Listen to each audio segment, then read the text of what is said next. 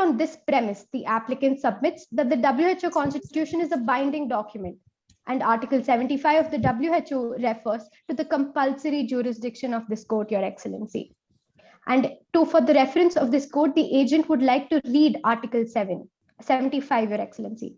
Your Excellency, Article 75 of the WHO Constitution states that any question or dispute concerning the interpretation or application of this Constitution, which is not settled by negotiations or by the World Health Assembly, should be referred to the ICJ. Your Excellency, based on Article 75, the agent will now establish how this is applicable to the current factual matrix, Your Excellency. In this case, there is a violation of the WHO Constitution and the International Health Regulations. Victor, I have a question for you. The interpretation or application of the Constitution is not in dispute. How do you, in this case, how do you therefore, how do you therefore use Article 75 to invoke the jurisdiction here? Your Excellency, answering your question, the agent would like to state that there is a violation of Article 63 and 64 of the WHO Constitution, Constitution, Your Excellency, and the IHR regulations which are given by the WHO under Article 20 and 21 of this Constitution. The violation of IHR regulations should also be considered as a violation of the WHO Constitution, Your Excellency. And the has the WHO given you any report stating that Lyria had violated the reporting obligations? Your Excellency, the WHO directly has not given, Your Excellency, but the obligations mentioned, mentioned in the IHR clearly show there has been a violation, Your Excellency. At the same time, the WHO has not also stated that they have not violated. So the facts are silent on this matter, Your Excellency, and they are not biased as such. Please proceed. Much obliged, Your Excellency. If I may ask one question as well. Isn't this a dispute that should be heard by the WTO much faster, much more efficient, and both parties are members of the WTO? Your Excellency, answering this question does not only deal with the WTO issues, Your Excellency. This also deals with the liability of Lyria for not efficiently containing the virus, Your Excellency, regarding a public health issue which comes under the WHO Constitution. And under Article 75 of the WHO Constitution, there is a compulsory jurisdiction for this matter to be referred to the International Court of Justice, Your Excellency. Well, that may be true. How long does it usually take for the ICJ to reach a decision? Your Excellency, that depends on each, that is subject to each case, Your Excellency. And it also depends on both the willingness of both parties to submit to the jurisdiction and agree with the proceedings and facilitate smooth proceedings, Your Excellency. Is 10 years on average correct? Not true not true for all cases, Your Excellency, but ICJ can provide provisional measures, etc., or appoint or refer the matter to the tribunal if need be. Thank you. Much obliged, Your Excellency. Your Excellency, continuing with the arguments, agent would like to state that there is a violation of the WHO Constitution and the International Health Regulations 2005. Article 63 and 64 of the WHO Constitution demands of state parties, in addition to their reporting obligations, that they communicate promptly to the organization important laws, regulations, official reports, and statistics pertaining to the health related to the health risks, Your Excellency. Article 6 and Article 7 are in furtherance of Article 63 and 64 of the WHO Constitution, which specify the timeline for sharing the information and which is determined as a step-by-step decision-making scheme for determining the need to inform the WHO. What the agent is trying to say is that the IHR information sharing obligations are adopted by the Assembly in view of direct delegation under Article 64 of the WHO Constitution. Hence, a dispute about the application of IHR Regulations 2005 is in effect a dispute about the application of the WHO Constitution. Your Excellency, in the Permanent Court of Arbitration's decision in the Enrica Lexi case of 2012, this court held that the court could also decide and consider the violation of the IHR regulations to be an incidental violation of the WHO Constitution, which brings this matter directly under the ambit of Article 75, Your Excellency, hence proving jurisdiction in this matter. Your Excellency, another ingredient which satisfies the preconditions to invoke Article 75 is the failure of the negotiations prior to this matter being referred to the ICJ. The negotiations between both parties did not only fail, but this matter was also referred to the WHO director, WHO assembly, which could not be solved amicably there as well, hence bringing this matter before the ICJ. Your Excellency, this court has, the next prong of the agent's argument is that the court has jurisdiction under Article 36, subclause 2 of the ICJ statute. Your Excellency, without any prejudice to the previous arguments made by the agent, if this court finds that it does not have jurisdiction under Article 75 of the WHO Constitution, then this court can invoke jurisdiction under Article 36, clause 2, subclause D of the ICJ statute, which states that, and if I may read, the ICJ has jurisdiction if there is an existence of any fact, if established, would constitute a breach of international obligation. Your Excellency, the agent in further arguments will be proving as to how Lyria has breached its international obligations of duty to report and duty to cooperate during the spread of KKC2 virus, violating the International Health Regulations 2005 and the World Health Organization Constitution. Your Excellency, the next prong of my submission is that Lyria cannot categorically decline the jurisdiction of this honorable court. The fact that Lyria does not refute that the ICJ has jurisdiction to adjudicate subject matter in issue 3 and issue 4, but says that this court does not have jurisdiction to hear claims made in issue 2, which deal with the liability of Lyria for the spread of KKC2 virus. Your Excellency, this is a very wrong approach to the jurisdiction of this court. Your Excellency, in the La Grande case of the year 2001, paragraph 48, which can be referred to in the compendium as well, the court held that where the jurisdiction exists over a dispute, a particular matter no separate basis of jurisdiction is required in order to hear questions of similar facts, Your Excellency. What the agent is trying to state that the subject matter in issue 3 stems from the liability of Lyria from issue 2, and this court does not need additional jurisdiction to hear this issue, as Lyria has consented to the jurisdiction of a similar subject matter via signing the special agreement, and this is backed by the doctrine of forum prorogatum. Your Excellency, if there are no clarifications or questions, agent seeks permission to move to issue 2. Yes, please, go ahead. Much obliged, Your Excellency. Your Excellency, the second issue presented before this honorable court is whether Lyria has violated any norms of international law through its conduct while KKC2 virus was spreading. Your Excellency, the agent will be dividing this issue into 3 sublimbs for ease of argumentation. The first sublimb would be that there was a breach of duty to report and duty to cooperate on behalf of Lyria. And there was the second limb being that there was a transboundary harm, which is a customary principle of international law. Your Excellency, the third prong of the argument would be that there is a state responsibility on Lyria for the above violations. Is there any precedent where transboundary harm has been invoked whenever there's been a spread of a disease like this? Or is it been only in case of geographical transboundary harm? No, Your Excellency.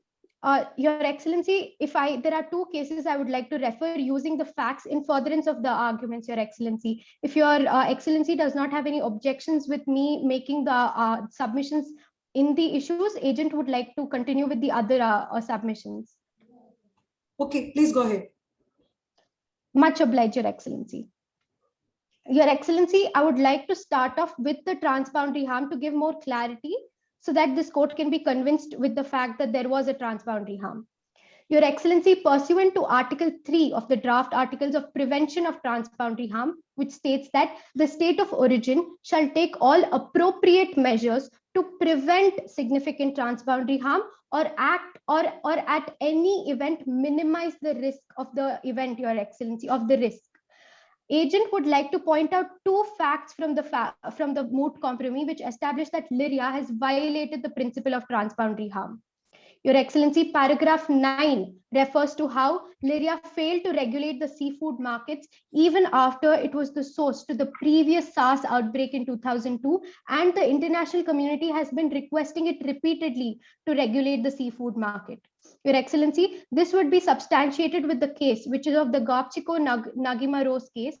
In paragraph 53 of this judgment, the ICJ noted that there is an obligation of national governments to regulate the activities within their territory that carry a potential damage to other countries, Your Excellency. There is a precedent that has been set that there was a SARS outbreak in 2002 in Lyria, which could be prevented by regulating these seafood markets, which have not been done, Your Excellency. Answering your question as to whether there are any cases in which transboundary harm was used. Your Excellency, agent would like to also draw this court's attention to paragraph 15, where Lyria has conducted the annual solar festival in midst of a virus outbreak when it was aware of the fact that it would have tourists from all over the world. And excuse me, please. With all due respect, I believe that Justice Singh's question was whether there are any cases, precedents, legal precedents to establish. Correct. Indeed, Your Excellency, legal precedents relating to only health risks, if I may clarify the question? Yes. Anything relating to which is not geographical in nature. Any precedent? Your Excellency, there have not been many precedents that the agent is aware of where health risks are included, but I would like to also state that this or is... Any. Yes, that's the question. Many or any? Your Excellency, the agent is not aware of any cases as such, but I would also like to point out the reason for the same, Your Excellency, that this is a global pandemic which the world has not yet seen. Is such as there has been no precedent as such of a global pandemic which has engulfed the world to an extent where we have to involve the courts to impose liability on a state which has not been able to contain what is the basis for you to ask us to stretch the definition of transboundary harm to include the virus outbreak? Your Excellency, the transboundary harm as such, we see that the transboundary harm is there when it affects an environment, a geography of a place, Your Excellency. These are the instances where transboundary harm has been established. If I may point out that the term environment has a very broad classification. Right to life, right to environment, right to livelihood, everything come within the ambit of right to life and environment, Your Excellency. So the environment and geographical so the term environment should take a broad understanding, and a broad concept should be given to inculcate that their health risks which affect an environment of a geography should also be noted. Hence, transboundary harm should also be brought in the ambit of health risks, Your Excellency, because health risks directly have a proportional effect on the environment of a geography, Your Excellency. It sounds like this court will be very busy. Indeed, Your Excellency. If Your Excellencies are convinced with the answer of the agent seeks permission to continue with the arguments. Please proceed. Much obliged, Your Excellency. Your Excellency, as already stated, Lyria has conducted the annual solar festival in midst of a virus outbreak when it was found that that KKC2 virus was a transmittable disease on January 3rd itself, Your Excellency. But it continued to hold the solar festival from 7th to 10th, Your Excellency. And on 8th January, it was also notified that Lyria has found out that the virus is KKC2 syndrome. Don't you think there was a bigger responsibility on WHO in this case? Because Lyria did inform the WHO. The WHO ought to have taken more immediate steps rather than blaming Lyria, which was already in trouble in its own country. Indeed, Your Excellency. Your Excellency, the agent would like to state that there have not been efficient reporting to the WHO on behalf of Lyria, due to which there was an information asymmetry that the WHO was not able to gauge as to what the ground zero looked like, Your Excellency. The Lyria also denied the WHO from coming and extending a team of experts to analyze the situation. Hence, it cannot be stated that the WHO had all information in its control or at its disposal to impose or guidelines, etc.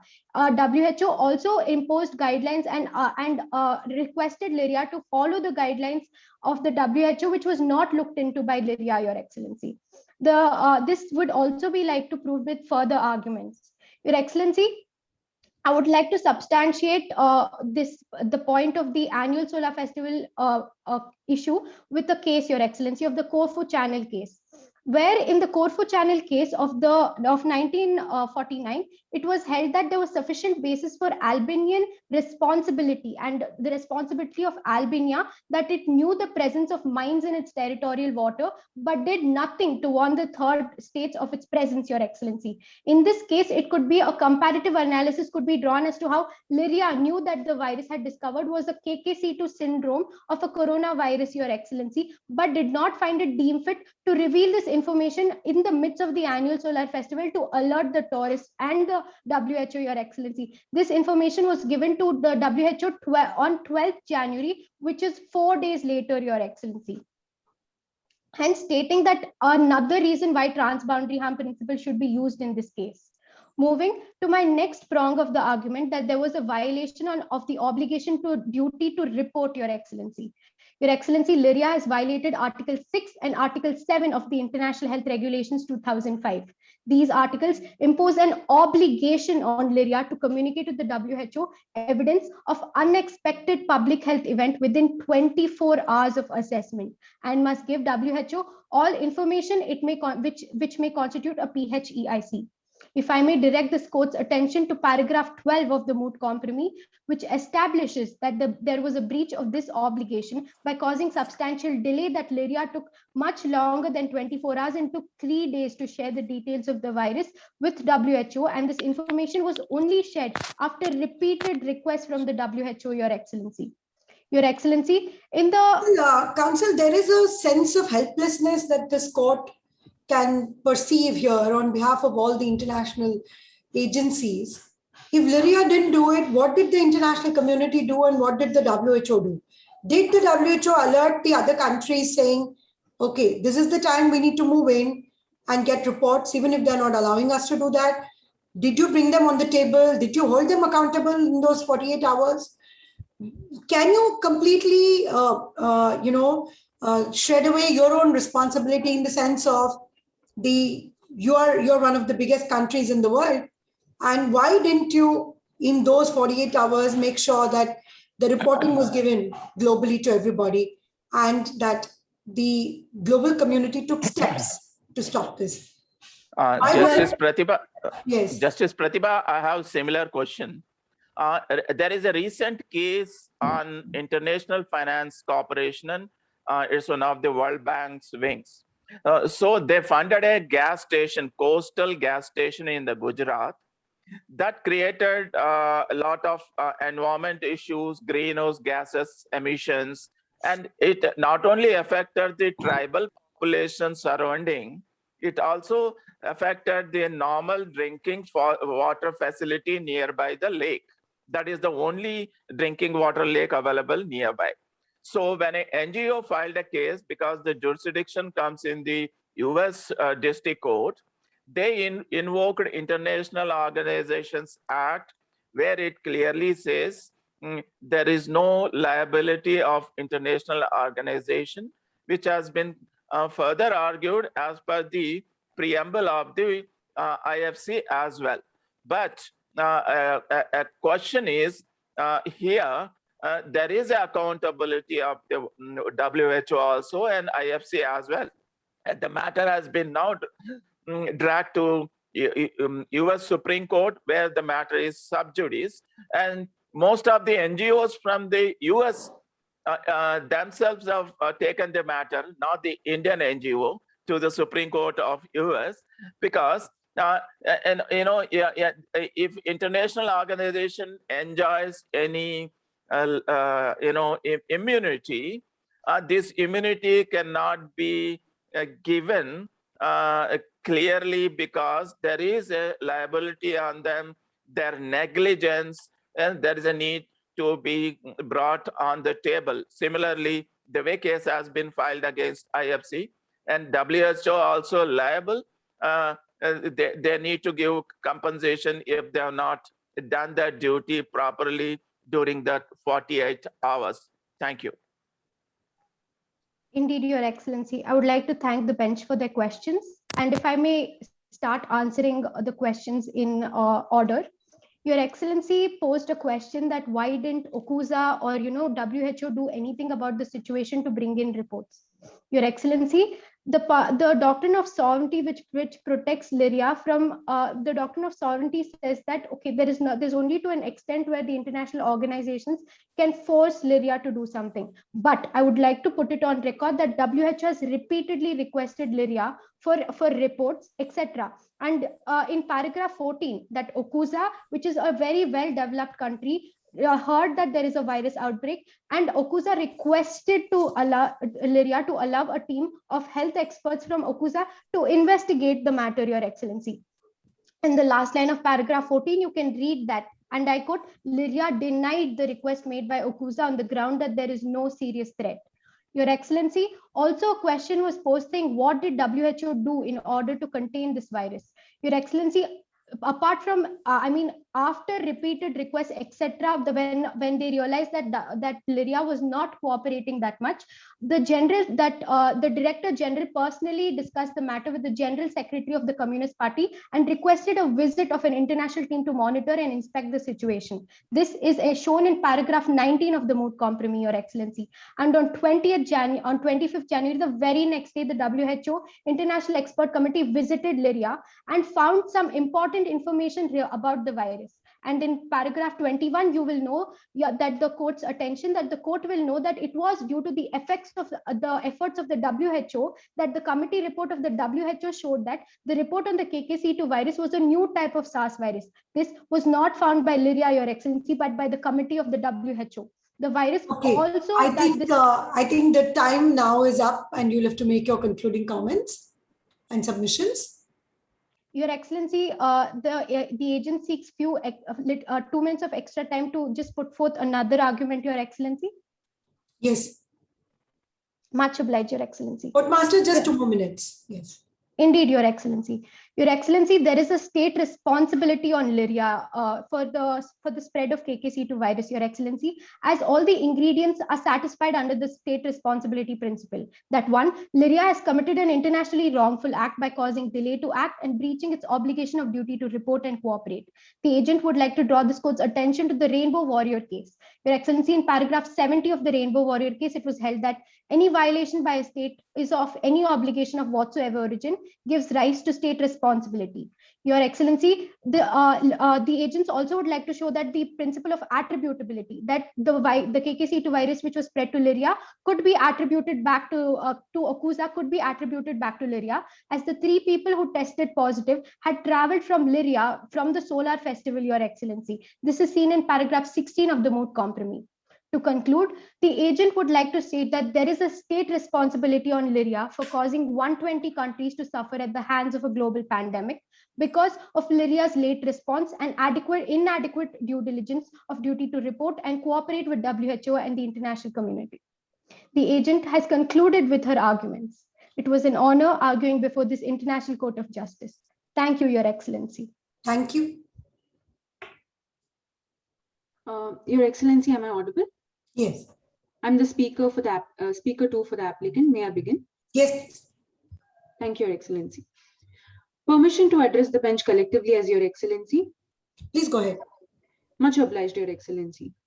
Your Excellency, Agent 2 will be dealing with issue 3 and 4 respectively for the next 25 minutes of this honorable court's time. Your Excellency, the issue 3, whether Lyria sanction ordinance is in violation of international law or not, will be dealt in a 2-fold manner. First, that the sanction ordinance is a valid action as a countermeasure. Second, that the sanction ordinance is within the purview of OCUSA's sovereign power.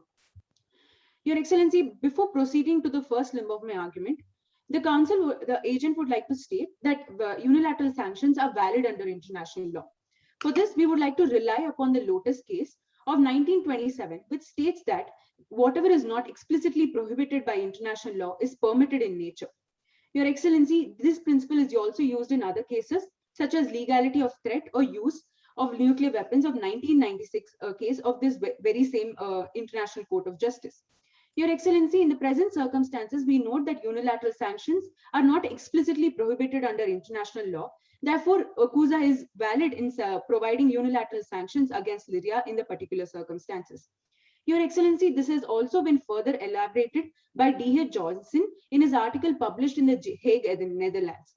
Dr. D.H. Johnson is the chairman of the board of the Hague Center for Law and Arbitration and will be considered as a source of international law under Article 38, Clause 1, Clause D of the ICJ statute, Your Excellency. Here, the authors stated that the countries can maintain international sanctions against a state if the sanction meets the criteria of countermeasures. Counsel, there is a fundamental problem in imposing such unilateral sanctions. One may have the power to do so, that's your own freedom. But the point is, when the entire world community has been affected by putting unilateral sanctions, don't you take away the, the consensus, the principle of arriving at a consensus and then taking action? You've taken unilateral action without consulting any of the other countries or bringing the matter up in any other consultative body as well. So how would you respond to that? Your Excellency, I understand your concern that the sanction ordinance must be passed under Article 39 and 41 of the UN Charter with a collective consensus of 11 members of the Security Council, Your Excellency. But here, in the present case, we note that Lyria and OCUSA are permanent members of the Security Council. And here, we would also like to note that in the present circumstances, if OCUSA has taken the route under Article 39 and 41 of the United Nations Charter, Lyria could easily veto the sanction that has been passed, even though Lyria has committed a wrong as stated by my co-agent in issue 2, Your Excellency. Therefore, the route that has been taken under Article... No, the question is not that. The question is, even if not on the UN platform, did you do any other form of consultation with your other members and other regions and countries before you took this decision to put sanctions? Your Excellency, for this, we would like to refer to the Moot Compromise, wherein in para 27, it specifically stated that with regard to, while the discussion regarding the imposition of sanction was within the sovereign power of OCUSA was going on, it states that last before line, it states that many countries had criticized Lyria for its attitude towards the handling of the virus. This specifically, we can note that the reaction of international community towards Lyria in the particular circumstances, Your Excellency, and OCUSA by imposing sanctions has reflected this criticism by the international community, Your Excellency. If this answers your question, may I continue with the submissions, Your Excellency? I don't think it does. How would My question specifically is, why did you not consult anyone? You cannot presume consent. Did you do any consultation? So you have to answer that first. Yes or no, and then you can proceed. Your Excellency, we would like to first state that there is no obligation of consultation. So you did not consult, right? Yes, Your Excellency. So that's the first answer. You should say, we did not consult because we deemed it appropriate to impose sanctions. Yes, Your Excellency, certainly. But that's the way you should answer it. You cannot avoid the question. Sorry, Your Excellency. Apologies. Yes, please. Your Excellency, we would like to first state that we did not consult with the international community before proceeding with the sanction ordinance, but we would also like to state that there is no obligation to enter into consultation with the international community before deeming it appropriate. From the WTO perspective, isn't there an obligation to consult? Your Excellency, for this, this matter would not fall within the purview of WTO, Your Excellency, as this does not impose any embargo on goods, but rather would just was dealt with within the effects of the sanction ordinance range from freezing of assets to the travel ban that has been imposed on Lyria, Your Excellency. So it imposes an obligation on trade and services, financial services and tourism.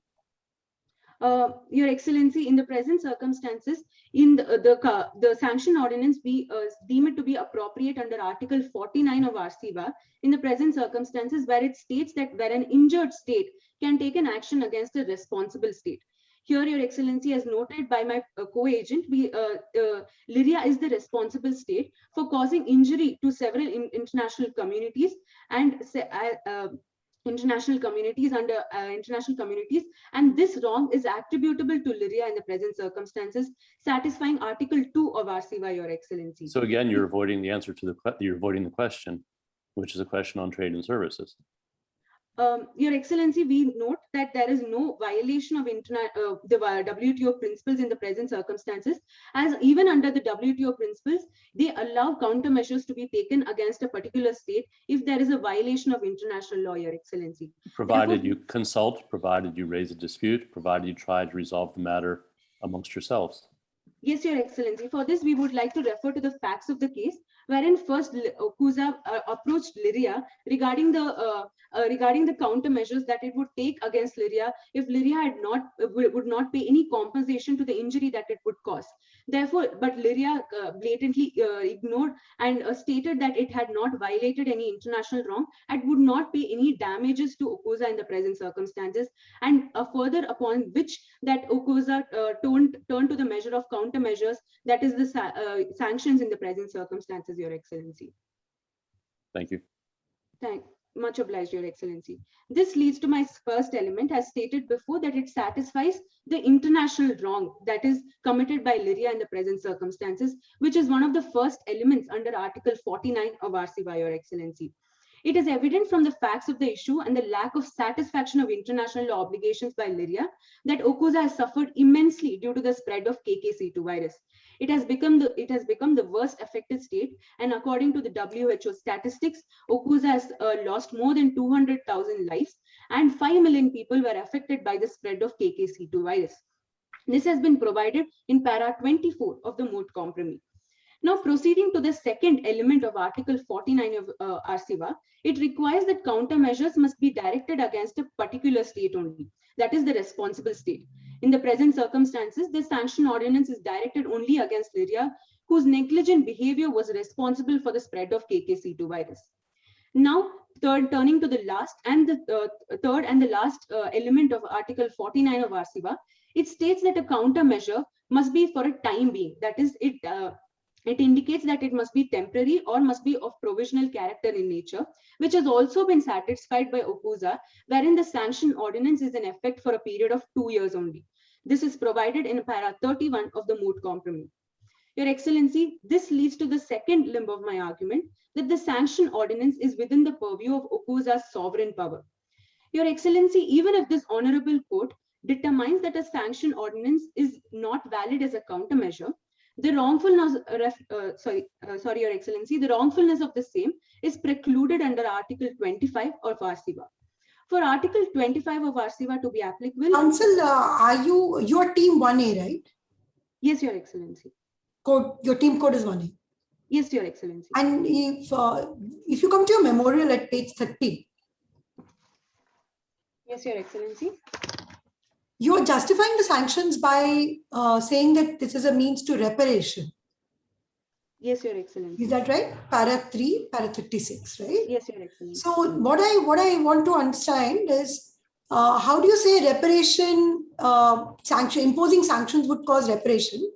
And number one. And number two, why would reparation be exclusively to OCUSA only and not to the other part of the world? Your Excellency, to answer your question in a twofold manner. First, Your Excellency, under Article 49 of RCWA, countermeasures are applied in cases to receive a compensation from the state responsible. Your Excellency, in the present circumstances, we note that the Lyria is the state responsible and the injured state in question is OCUSA. As noted by your Honorable Excellency, that there are several states that have suffered loss due to the spread of KK-C2 virus. But here, within the purview of sovereign powers of OCUSA, they have implemented the sanction ordinance only against Lyria. The other states are at liberty to impose sanctions that they deem appropriate against Lyria as well, Your Excellency. I think, again, you've avoided the question because your submission says that you're under obligation to make full reparation for the injury caused by the intentional wrongful act. How does this make reparation at all? Your Excellency, the reparation can be under Article 36 of the ICJ statute. No, by freezing their assets, you don't get any money. By stopping them from trading on the stock exchange, you don't get any money. So reparation has to be a positive reparation. It cannot be a reparation by inflicting more damage, isn't it? Your Excellency, certainly we understand the concern of the Excellencies, but we would like to state that due to the spread of KKC2 virus, there was a national. This is punishment, not reparation.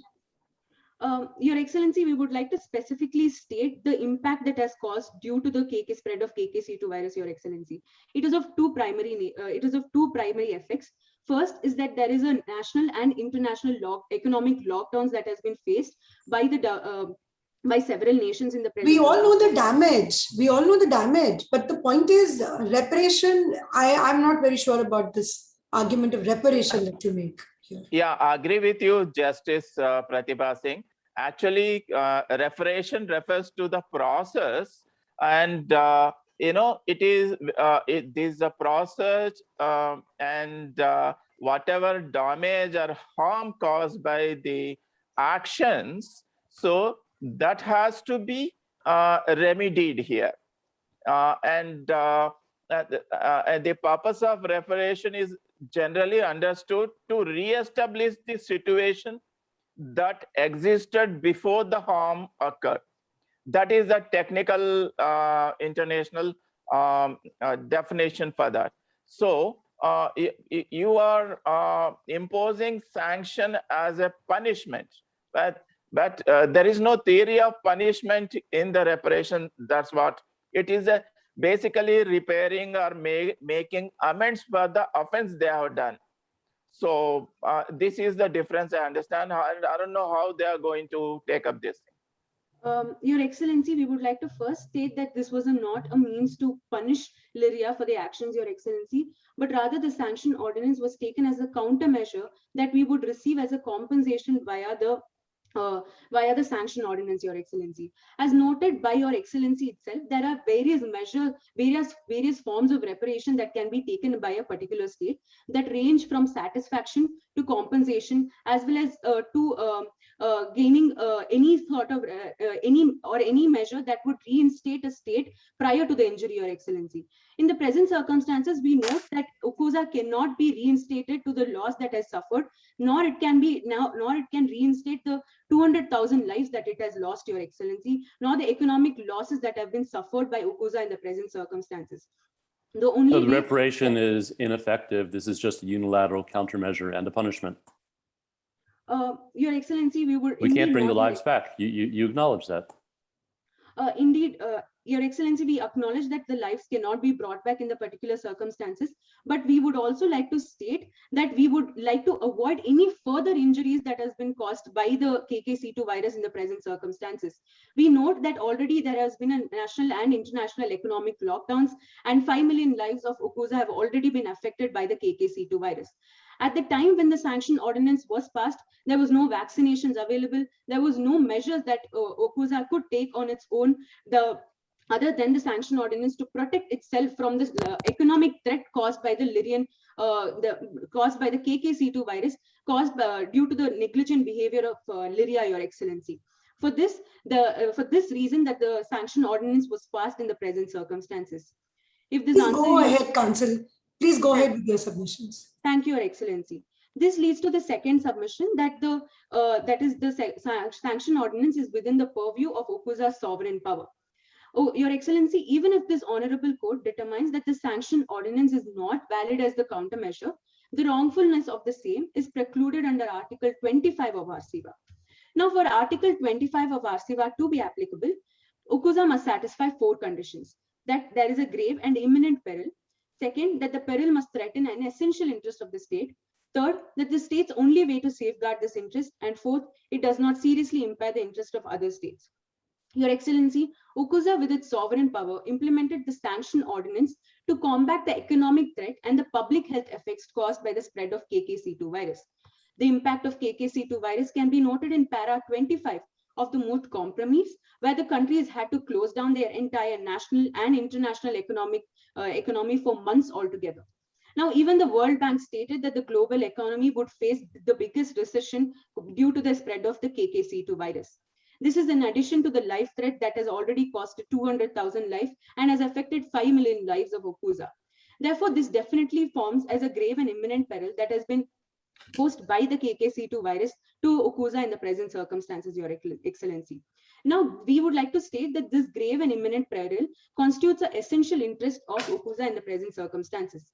For this, we would like to rely upon the case of National Grid versus Argentina of case of 2008, wherein in para 245, the tribunal determined that the essential interest of a state could include to protect social stability and the maintenance of essential services to health and welfare of the population, which is also recognized as a human rights obligation, Your Excellency.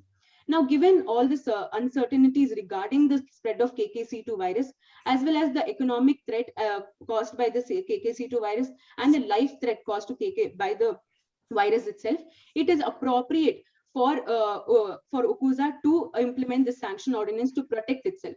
Now, we would Counsel, like to... if I may interrupt for a second, are you going to address the intellectual property arguments within this particular portion of the argument? Yes, Your Excellency. I believe I have 10 minutes left, if I'm not wrong. Because I'm very interested in part 4 of your brief on the TRIPS issues. Excellency. I'll conclude this submission in a minute, and I'll be proceeding to issue 4. Thank you. Yes, Your Excellency. Now, and we would also like to provide state practice with respect to this protection of essential interests, which is seen in USA, wherein they have enacted International Emergency Economic Powers Act, National Emergency Act, and Section 301 of Title 3 of United States Code, which validate any action taken by USA to combat any extraterritorial threat to its country and its economy, Your Excellency. Further, we would also like to... Is this under the Federal Tort Claims Act? Sorry, Your Excellency. Is this under the Federal Tort Claims Act? I don't understand the provisions you just cited under the US Code. Your Excellency, it's under Section 301, Title 3 of United States Code. And what does that specify? Your Excellency, if you could give me a minute to answer this question. Your Excellency, I believe this act empowers the President of the United States to provide to enact any legislation to ensure that the economy that United States does not face any economic threat by any extraterritorial force. For example, in the present case, the threat caused by the KKC2 virus due to the negligent actions of Lyria, Your Excellency. And what is this relationship with Lyria's action? Your Excellency, we understand, as noted before, we note that due to the negligent actions of Lyria is why the KKC2 virus has spread to become a global pandemic, where it has affected the global economy as a whole and has affected the Okuza's economy as well.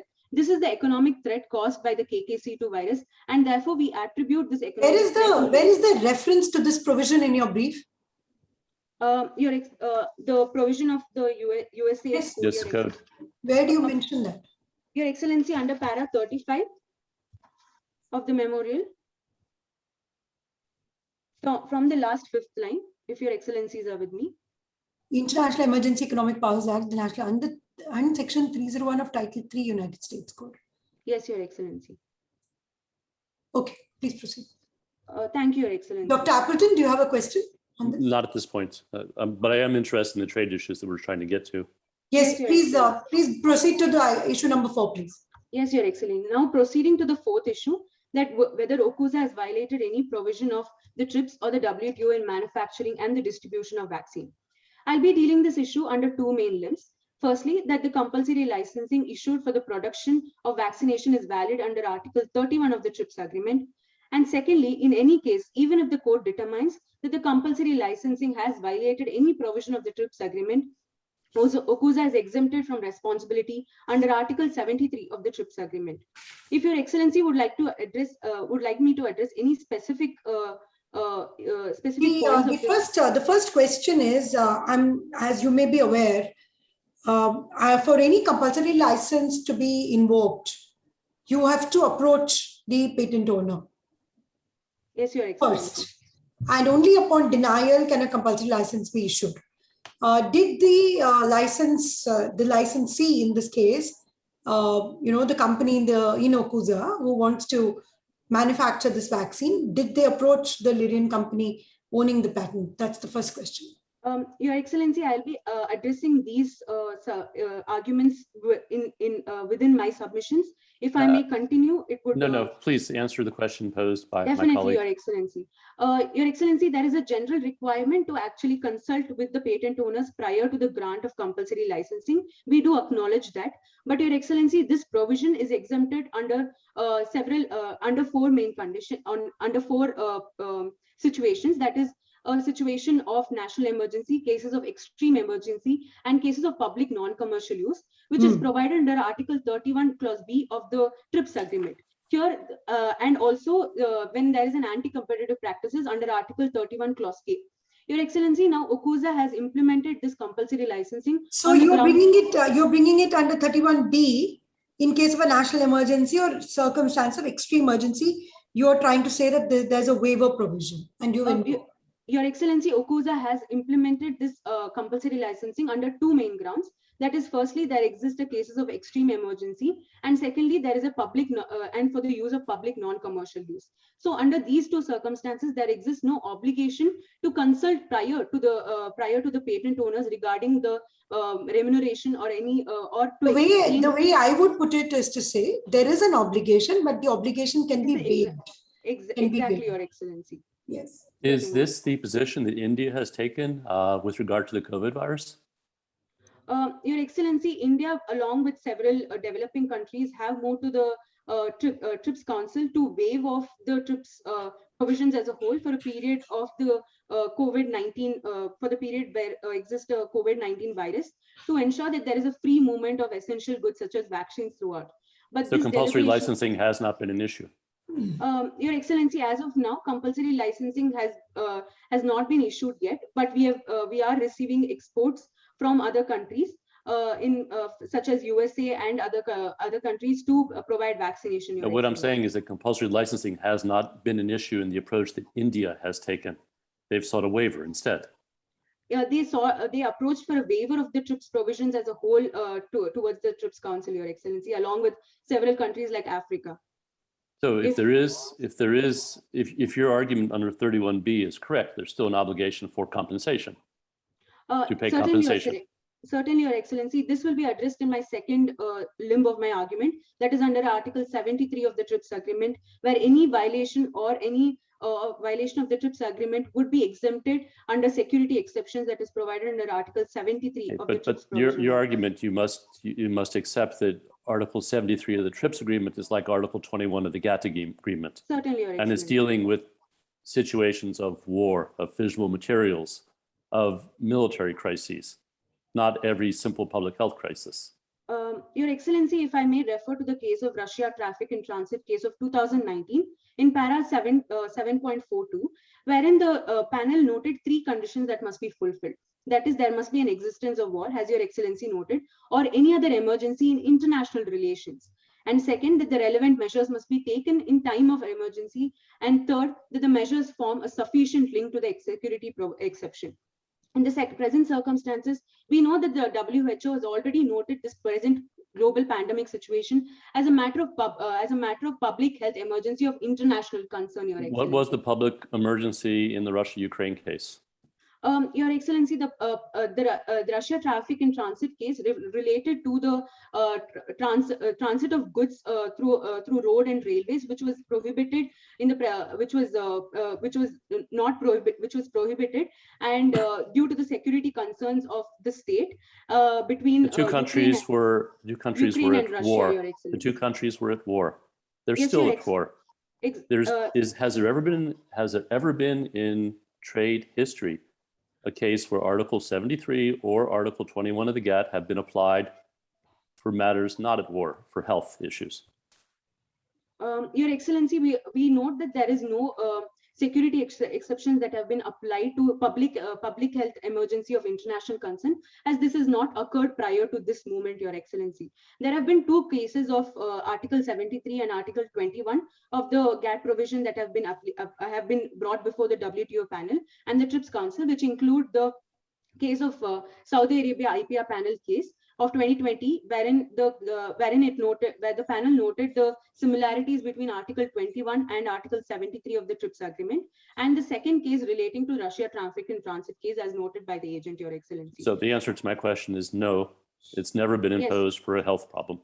Yes, Your Excellency, it has not been imposed, and there is limited jurisprudence regarding the application of this provision, Your Excellency. But we do note that in the present circumstances, that this global pandemic would fall within the condition of other emergency in international relations, which is also a condition that has been noted by the panel in Russia transit and traffic case, and the issuance of compulsory licensing in the present circumstances will ensure that there is free movement of essential goods such as vaccinations. The purpose of compulsory license is well within the knowledge of the bench.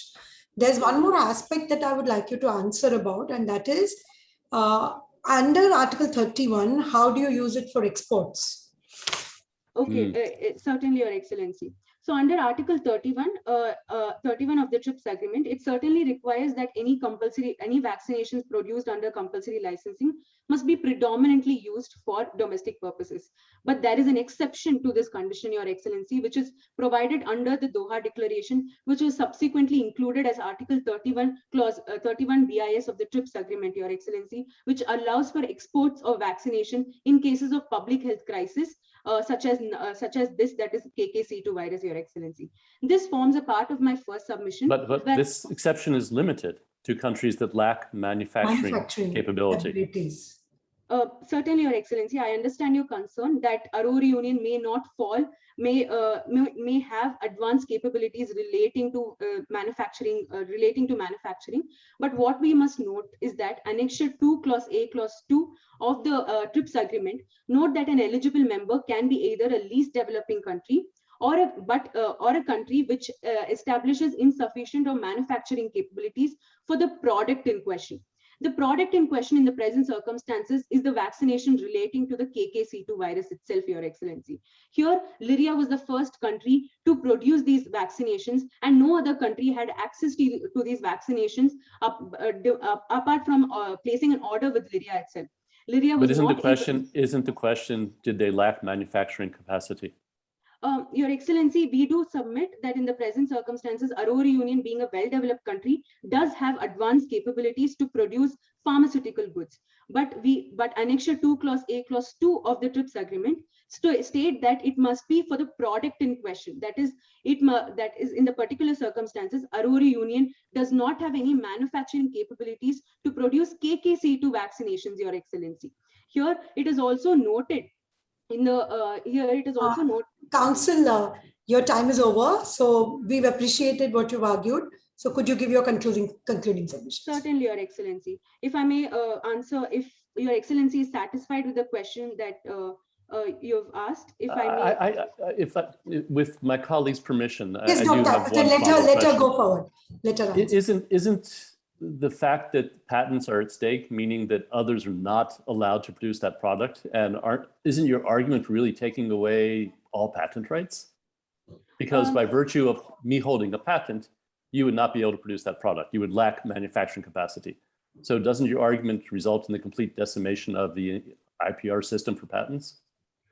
Your Excellency, we would like to note that the objective that is given under Article 8 of the TRIPS agreement, note that there must be a balance between public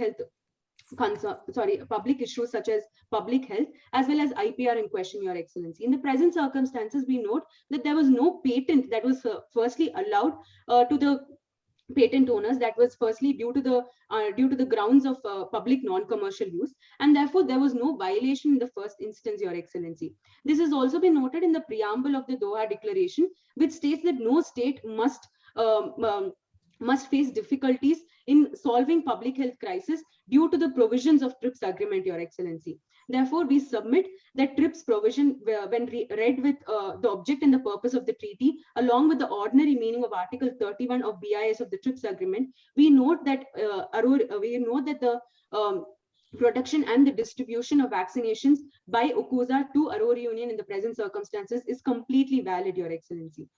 If it answers your question, may I conclude my submission and proceed to the prayer? Thank you. Thank you, Your Excellency. As noted, to conclude issue 4, we would like to state that there has been not a violation of the TRIPS agreement. Sorry, Your Excellency. I have a question regarding 31 bis. You mentioned about the Doha Declaration, and it is the paragraph 6 which facilitated amendment of the TRIPS agreement, and inserted 31 bis so that the compulsory license can facilitate even exporting of medicines you manufacture under this compulsory license. But it comes with a lot of conditions which limits that exports. You just can't export to each and every country. Are you satisfying that? Number one. Number two, when TRIPS was amended, TRIPS Council has to approve that amendment. When proposal, 2002, the paragraph 6 was announced in Doha, and it was only introduced much later, and TRIPS Council approved this only in 2017. And after that, that has to be ratified by 2/3 members of the TRIPS Council. I don't know that process is completed. If that is not completed, how it is legal for you to invoke 31 bis and assume that compulsory license is possible? That's the question. Certainly, Your Excellency. To answer your question in a twofold manner, firstly, we submit that we have satisfied all the conditions provided under Article 31 plus 31 BIS of the TRIPS agreement, as we have exported this vaccination to Aurora Union, who does not currently possess any capabilities with respect to the product in question, that is vaccinations relating to the KK-C2 virus. Your Excellency, Aurora Union is facing unforeseen circumstances, and even after 6 months of the outbreak, there was no vaccinations that were available, and Lyria was the first one to come up with the vaccinations. Therefore, UCUSA provided these vaccinations to Aurora Union on humanitarian grounds, Your Excellency. And to answer the second part of your question, we would like ask Your Excellency to turn to page number 14 of the Moot Compromise, where it states that both the parties in the TRIPS agreement have adopted the Doha Declaration of the TRIPS agreement, Your Excellency. Now, even after adoption of the Doha Declaration, we also note that this Doha Declaration was, as noted by Your Excellency itself, was provided in 2001, and the implementation of the decision of Para 6 was done in 2003, and the chairperson was also gave a statement with regard to the General Council, and the WTO members have approved the same of the decision, Your Excellency. Therefore, in the present circumstances, these Article 31 BIS of the TRIPS agreement is certainly applicable to UCUSA and Lyria in the present circumstances. Including the obligation to cooperate in paragraph 6. Obligation to cooperate? Yes. Your Excellency, can you further elaborate the question? Looking at 31 bis, paragraph 6, an obligation to cooperate is imposed, promoting transfer capacity, technology transfer, capacity building, encourage the use of assistance in a way which would promote this objective. Members undertake to cooperate in paying special attention to the transfer technology and capacity building. So this implies negotiation. This implies fulfilling the rules. Your Excellency, in the present circumstances, there was no need to engage into negotiations or internationally cooperate, as UCUSA has delivered these vaccinations to Aurora Union on humanitarian grounds to provide the right to health to their own citizens, Your Excellency. Here, in the present circumstances, we submit that the objective of the Doha Declarations, that is to prevent public health issues such as noted in the preamble that HIV/AIDS, has been satisfied by UCUSA in the present circumstances. If this answers your question, may I move on to the prayer? Please. You can take the prayer as read, Counsel, because we've seen your prayer. Thank you, Your Excellency. Thank you. You can get your water now because you... Thank you so much, Team 1. Over to Team 11, Speaker 1. Kindly proceed. Your time starts now. Good morning, Your Excellencies. I am the agent on behalf of the respondents, that is the Republic of Lyria, and I'll be dealing with the first and the fourth issue for the next 23 minutes, and my co-counsel would be taking over the second and the third issue. Your Excellencies, the Council seeks permission to start the proceedings. Please proceed. Much obliged. Your Excellencies, the first issue pertains to the question of jurisdiction. Now, in the instant case, for the matter of convenience, I would like to address this issue on 3 grounds. So the ICJ here lacks jurisdiction over the current dispute on 3 grounds. Firstly, Lyria has not recognized the jurisdiction of the court as compulsory ipso facto. Secondly, the court does not have the jurisdiction under the treaties and arguments mentioned, as they do not relate to the dispute in question. And lastly, the wrongful acts cannot be attributed to Lyria. Your Excellencies, it is a well-established fact that the jurisdiction of the court is founded upon the consent of the parties. With reference to this, Article 36, paragraph 2, if I may have your Lordship's attention, of the ICJ statute has been of great importance in extending jurisdiction to this international court. The court has also time and again held that such consent has to be clearly present, if sometimes inferred, and that this is not merely a technical creation. Your Excellencies, in the Corfu Channel case, which was between the United Kingdom of Great Britain and Northern Ireland versus Albania. Counsel, I'm sorry. I think you're going to be facing a barrage of questions even on this. My question to you is, does Lyria think that it is accountable to the international community? And if so, which forum, according to you, has the jurisdiction? Your Excellencies, the basic argument which has been relied upon by the agent relates you please forget the arguments made on the other side. The court's question to you is, do you think you are accountable to the international community? And according to you, which forum would have jurisdiction in this case? Indeed, Your Excellencies. So the basic contention from my side is that the jurisdiction of the ICJ cannot be invoked because of the sole reason that we have not violated any treaties in the first place. You're still not answering the question. My question, I'm repeating it for the third time. 2 questions. First question, do you think Lyria is responsible for the international community, or should it be held accountable? And if so, which is the independent forum where Lyria should be held accountable? Answering your first question, Your Excellencies, Lyria does not think that it has violated any international law norms and that it can be held accountable for something which was a force majeure event and a completely unforeseeable thing.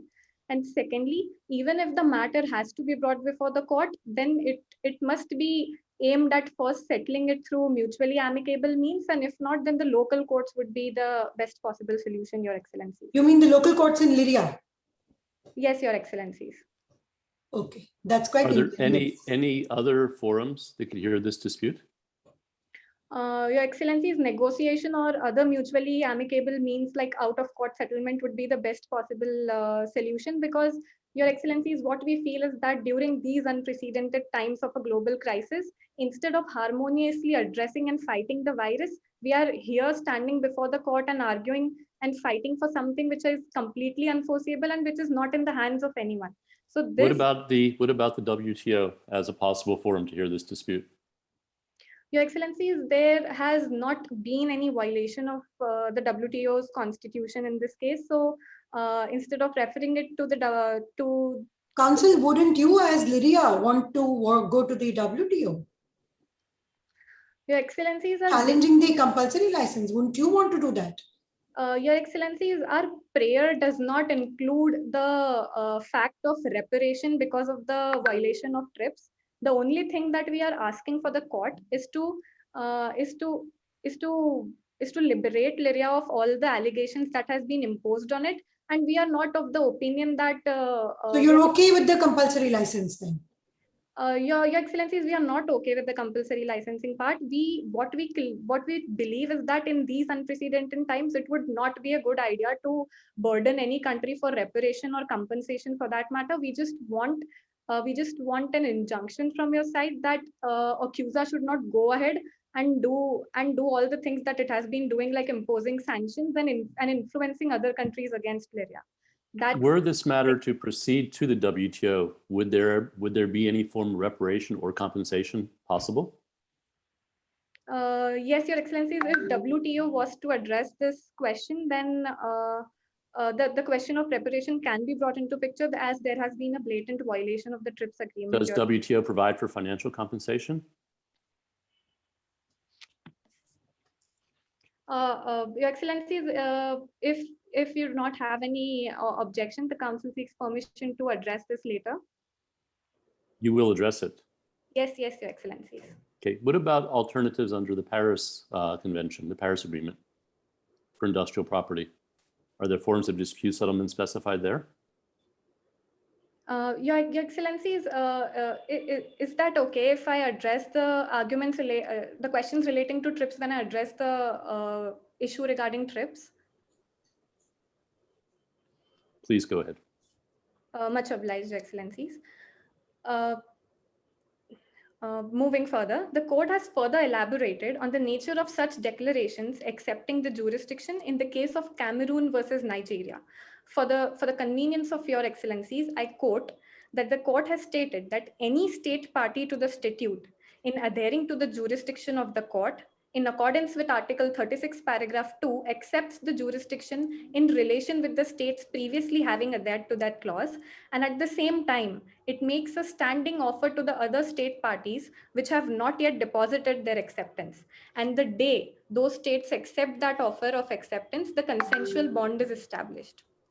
Moreover, Your Excellencies, moving to the Fisheries Jurisdiction case, which was between Spain and Canada, the court had vehemently opined that Article 36 declarations constitute unilateral acts of the court, and the court will interpret them in order to establish whether or not there is a mutual consent between the parties to adhere to the jurisdiction. Now, Your Excellencies, this also holds true with regard to the rights and obligations erga omnes, or the peremptory norms of general international law, that is the jus cogens. So, Your Excellencies, the mere fact that a principle has this elevated character in the international legal system is not in itself to confer jurisdiction. For this is solely dependent upon the consent of the parties. For the convenience of Your Excellencies, I would like to substantiate this argument by stating that the same has also been held by this honorable court in the authority of Democratic Republic of Congo versus Rwanda. Thus, Your Excellencies, it can be logically inferred from the above instances that a mutual consent is a prerequisite to confer jurisdiction. And in the present case, without Lyria's reciprocal acceptance to the court's jurisdiction, accuser's recognition alone does not satisfy this requirement of mutual consent, Your Excellencies. Now, drawing Your Excellencies' attention to the applicant's memorial, where they have stated in their statement of jurisdiction that they are invoking the contentious jurisdiction of the court, Your Excellencies. However, it has been an established fact from the moot compromise that Lyria has not accepted the jurisdiction as compulsory. Moreover, Your Excellencies, the applicants have themselves recognized that both the parties must manifest their will unequivocally to have the dispute adjudicated by the court, Your Excellencies. Now, when it comes to the rules of the present court, Your Excellencies, Article 38, paragraph 5, if I may have your attention to Article 38, paragraph 5 of the rules of the court, I quote that when the applicant state proposes to found the jurisdiction of the court upon a consent thereto, which is yet to be manifested by the state against which such application is made, the application shall be transmitted to that state, and it shall not be entered in the general list, nor any action be taken in the proceedings unless and until that state has consented to the court's jurisdiction. Your Excellencies, I can substantiate it with the authority wherein the application was filed by Hungary, instituting proceedings against the then Czech and Slovak Republic, which forms the basis of the Gabčíkovo-Nažimarus project case, Your Excellencies. Now, in this case also, there was no basis of the court's jurisdiction since the named respondent had declined to accept the jurisdiction. Thus, the court, following Article 38, paragraph 5 of the present rules of the court, took no action on it, Your Excellencies. The Council thus relies on the said contention to put forth that the ICJ lacks jurisdiction as Lyria has neither consented to the jurisdiction under Article 36 of the statute nor under Article 38 of the rules of the court, Your Excellencies. Now, moving to the second fold of my argument, Your Excellencies, to acquire a jurisdiction under a treaty, it is to be determined whether the parties' claim reasonably relate to the legal standards of the treaties concerned. So, for instance, Your Excellencies, accuser here might attempt to link the current dispute with the treaties broadly aimed at maintaining public health of the international community.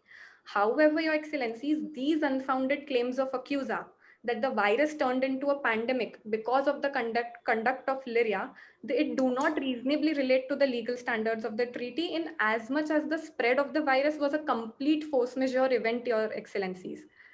It was not possible for the state to do anything to completely prevent the outbreak. However, even in such situation, in an attempt to uphold international health, Lyria has acted with utmost responsibility and has in fact contributed by whatever means it could to mitigate the further impact of the virus, Your Excellency. If I could interrupt for a minute, if I understand accuser's argument correctly, it's that the jurisdiction comes through the WHO agreements, of which Lyria is a member.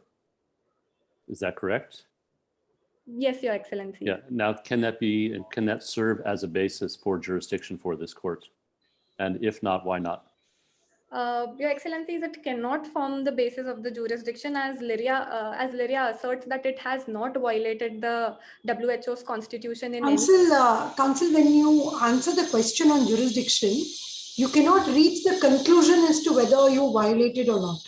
The question whether the court has jurisdiction or not has to be answered by dealing with the question. It's up to the court to decide whether you have violated or not. So please answer the question that has been put to you.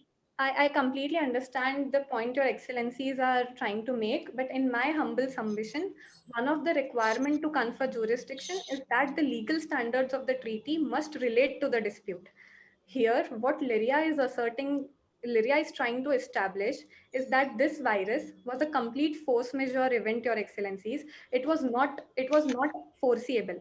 And there were only two things that Lyria could do. So first was to completely prevent the situation, which obviously could not be done. So hence this point is eliminated. And next is the case that we could mitigate the effect of the virus.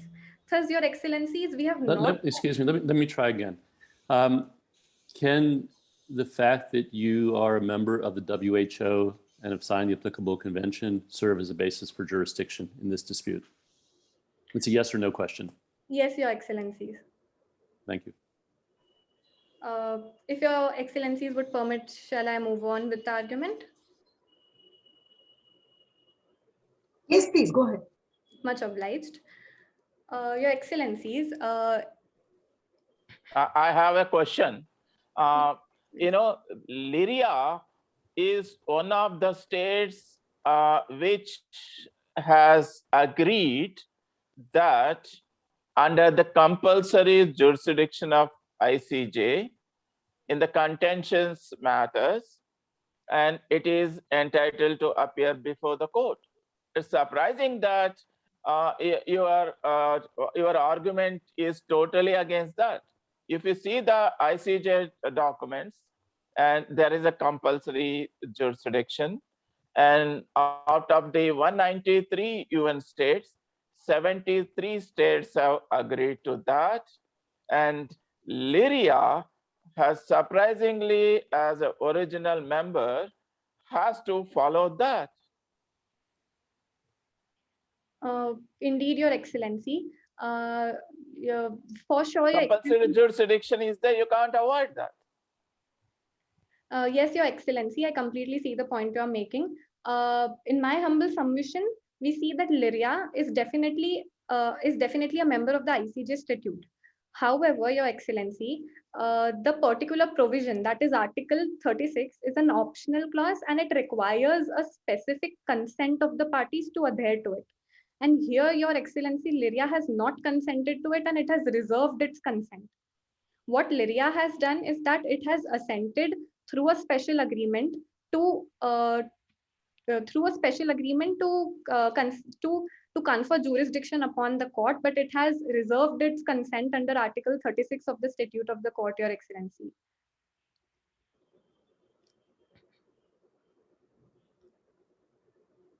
I think we should move on. Much obliged, Your Excellency. Further, Your Excellency, as has been elucidated by this court in the Genocide Convention case, that matters regarding the responsibility of the states are necessarily serious, and it is a well-established point that the party asserting a fact must prove it beyond any reasonable doubt, and the evidence should be fully conclusive in nature, Your Excellencies. Thus, it has to be noted here that in such cases, where at the liability stage, the parties' claim frequently involve allegations of serious, indeed sometimes grave misconduct by a state, a finding of such misconduct is a significant matter, and it might also hamper the reputation of the accused state. Thus, it is important that such accusations are substantiated with a high degree of evidence. So, relying on the same, Your Excellencies, in the instant case, in respect of the accuser's claim that the spread of the virus can be attributed to Lyria, there is a strict... If I may interrupt, I think we should move past this argument. I think my colleague has put the nail on the head. It's not for you to determine this aspect of jurisdiction. And perhaps you might want to move to count 4 if my colleagues agree. I would agree, because a substantial time has already been consumed in this. Much obliged, Your Excellencies. Permission to move on to the next argument, Your Excellency. Yes, please. The next argument pertains to the question of violation of the TRIPS agreement by accuser. Now, Your Excellencies, the Council would address the issue in 3 folds. So firstly, in relation to the violation of the basic purpose and object of TRIPS. Secondly, with respect to the violation of certain provisions of TRIPS. And lastly, in relation to the economic argument pertaining to the patent protection and intellectual property rights, Your Excellencies. Now, if I may elaborate on the first point, Your Excellencies, the basic and clear objective of the intellectual property law is to encourage innovation and at the same time provide incentive by granting protection to the investors in the form of exclusive ownership rights that will allow them to recover their research and development investments over a period of time, Your Excellencies. Now, when we glance at the opening statement of the TRIPS, Your Excellencies, if I may have your attention to the opening statement of the TRIPS agreement, it states that the basic object of TRIPS is to reduce distortions and impediments to international trade. And Counsel, again, forgive me for interrupting, but I think we're all very familiar with the fundamentals of intellectual property law and the purpose of the TRIPS agreements. I think we'd like to hear about Article 31 and Article 73 and perhaps Article 6 as well. Indeed, Your Excellencies, much obliged. So moving on directly to my argument pertaining to Article 31, the TRIPS agreement includes various flexibilities. And now one such flexibility is the flexibility to grant compulsory licenses. However, Your Excellencies, this power to grant compulsory licenses is not completely unfettered. Council, first of all, as per the dates, when was the compulsory license granted by Okuza? Just a minute, Your Excellencies.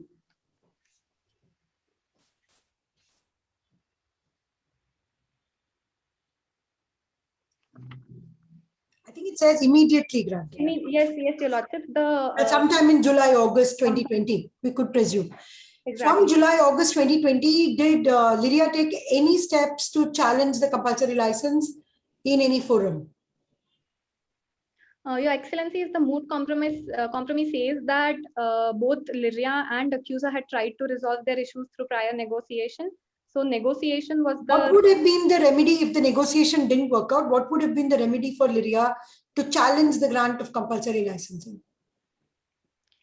Your Excellency, Lyria has consented with the jurisdiction of the court for matters pertaining to the TRIPS and the third argument. So ICJ is the correct forum to determine the liability in this case, Your Excellency. Please proceed. Much obliged. So this power to grant compulsory licensing is not completely unfettered, Your Excellencies. This has been regulated by way of subclause B and subclause H. So subclause B requires that before the grant of such licenses, the state must make prior efforts to obtain a due and prior authorization from the right holder. And further, subclause H states that the right holder shall be paid adequate remuneration for the same, Your Excellencies. Now, it is pertinent to note that in this case, with an utter disregard to the above stated provisions, Your Excellencies, accuser has neither tried to enter into negotiation and nor it has pondered over the aspect of remuneration, Your Excellencies. Leave alone the phase of giving remuneration, it has not even entered into talks relating to remuneration, Your Excellencies. Now, Your Excellencies, in an attempt to prevent the investors from getting demotivated to invest huge sums, Article 31F of the agreement puts an embargo on the export of the subject matter patented, Your Excellencies. Now, it is to be noted that the applicants have stated that the TRIPS domestic supply requirement is no longer required under the Article 31 bis, Your Excellencies. If I may have your attention on para 49 of their memorial, Your Excellencies. Now, here, the aforementioned embargo on export has been lifted only for the export to an eligible importing member, Your Excellency. It has to be stressed here that an eligible importing member. Export can be made only to an eligible importing. Counsel, if I understand correctly, their argument is twofold in this. The first argument is that they do have a national emergency, and it's a case of circumstance of extreme emergency, and it is public non-commercial use because they're not charging for the product. And therefore, how would you deal with this argument that when these conditions are invoked, they're entitled to grant a compulsory license? Your Excellency, is their contention that it was being produced for a public non-commercial use stands completely nullified, as we know from the Moot Compromise that they have been exporting these vaccines to already developed countries such as the Aurora Union. And when it comes to the definition of export, Your Excellency, if we have a glance at the Black's Law Dictionary of for what includes an export, export can be defined as something which has been carried out of the country for the purpose of sale and trade and commerce. Now, on further bisection of this definition, Your Excellencies, we see that trade and commerce necessarily includes an element of profit. Thus, in this case, but they are saying it's for humanitarian purposes. They have not. Your Excellencies, exporting vaccines to only the highly developed countries under the guise of humanitarian aid cannot be justified.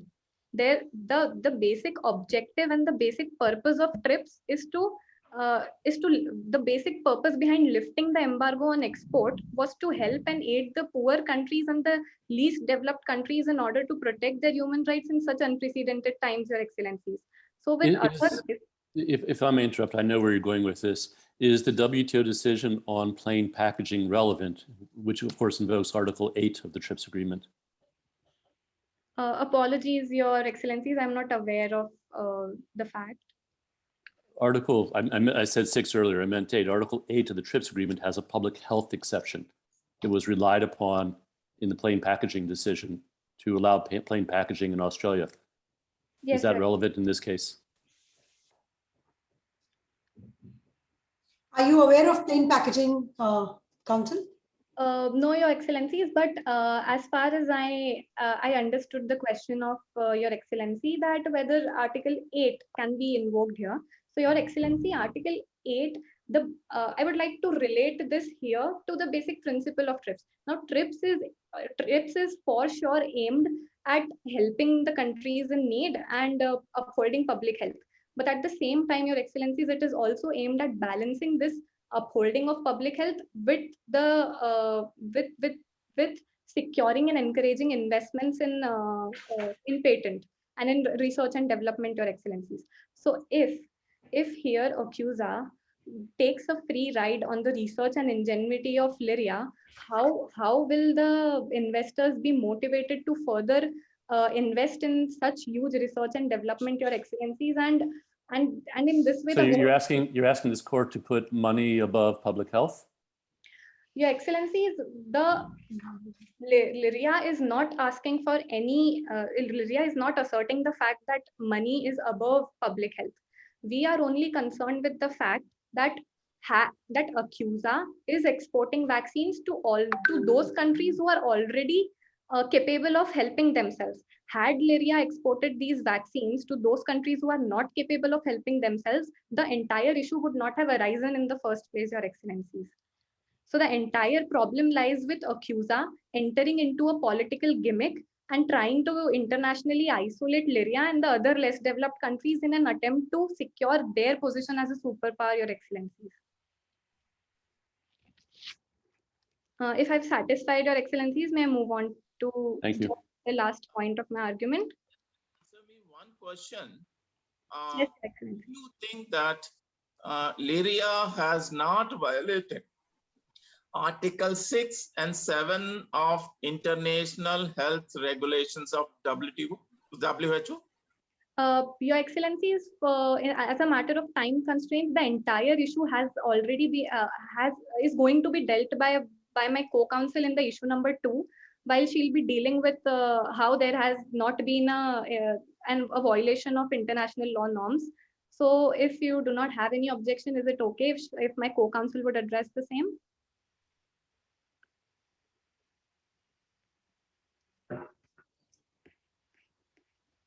Yes, Mr. Raghavender, is that all right? Okay, so all right, please proceed. My last argument, my last point of contention, Your Excellencies, pertains to the economic argument behind patent protection. As I already said, Your Excellency, it is pertinent to note that it costs far more to discover and develop a new product than to copy it. Thus, Your Excellencies, in the absence or in violation of patent protection, any organization would logically be demotivated to invest huge amounts in such R&D, Your Excellencies. Because if that is so, the imitators could easily duplicate the product for extremely small cost, and they would take a free ride on the investors' hard-earned resources, Your Excellency. And in this backdrop, with the fact that considering Lyria's booming economy as a threat to its economic dominance, Accusa here has tried to enter into a politically motivated game, which is ultimately aimed at disrobing Lyria of its rightful earned profits, Your Excellencies. Thank you. I conclude my submissions here. It was a pleasure arguing before you, Your Excellency. Thank you, Counsel. The Council seeks permission to proceed with issue 2 and 3. Please proceed. Issue 2 pertains to whether Lyria has violated any international norms during the spread of the KKC2 virus, and issue 3 pertains to whether that the Lyria sanction ordinance is in violation of the international law. Now, in the present case, the outbreak could not have been foreseen, and its emergence and development are outside the control of any individual parties. The spread of the virus is a naturally occurring event and can in no probable circumstances be fully contained by human intervention. Moreover, it is important to understand that the virus, it does not respect borders. All along, Lyria has acted with openness, transparency, and responsibility. They have provided information to the World Health Organization and the relevant countries in the most timely fashion. They had even released the genome sequence at the earliest possible time, for which they have even been congratulated by the World Health Organization. Not only this, they even shared the control treatment experience with the world without keeping any sort of reservation. Moreover, on 25th January 2020, when the World Health Organization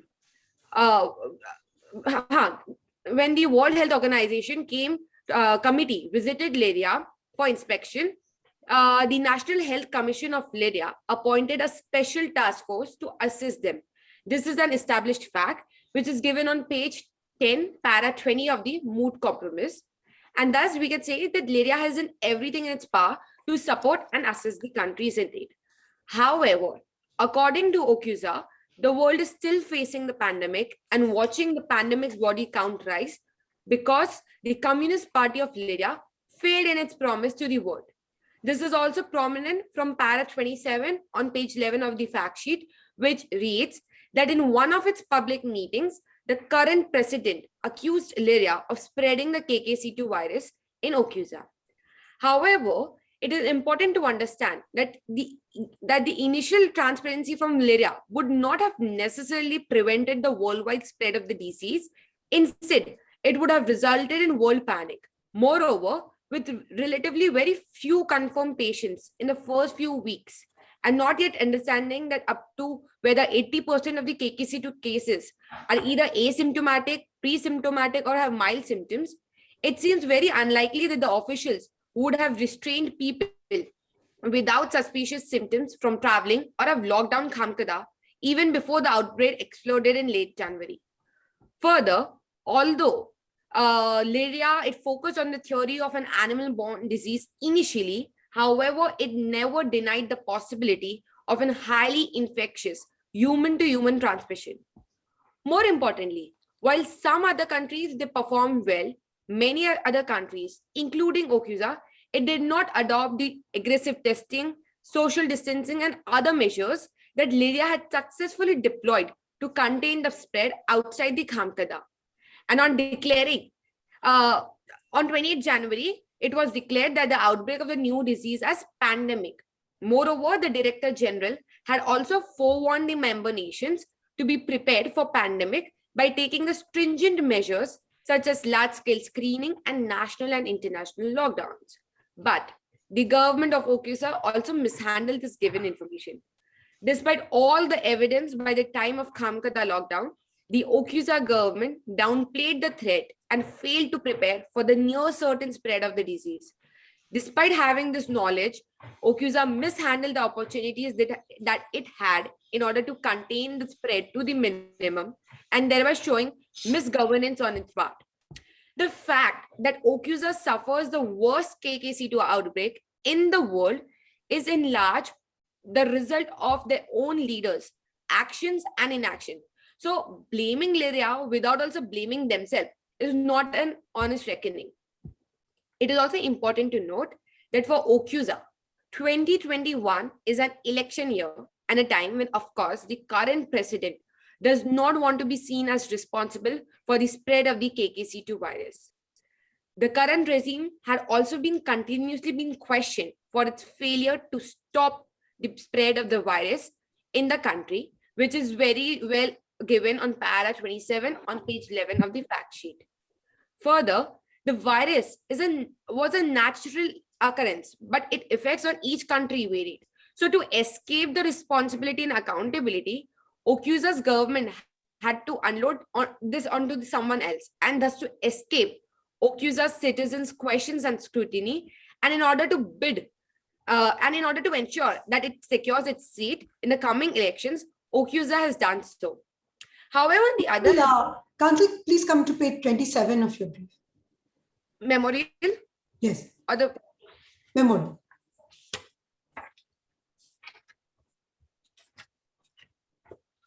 Yes, Your Excellency. Do you think the title you've given for 3.1 is in line with legal pleadings filed before the ICJ, especially when so many deaths have been caused in Ocuza? Your Excellency, I do agree that it is in line with pleadings, because if we see that Ocuza, when Ocuza was the worst affected state, so instead of trying to curb the situation and contain the spread, it was busy punishing Lydia for something which it had not done.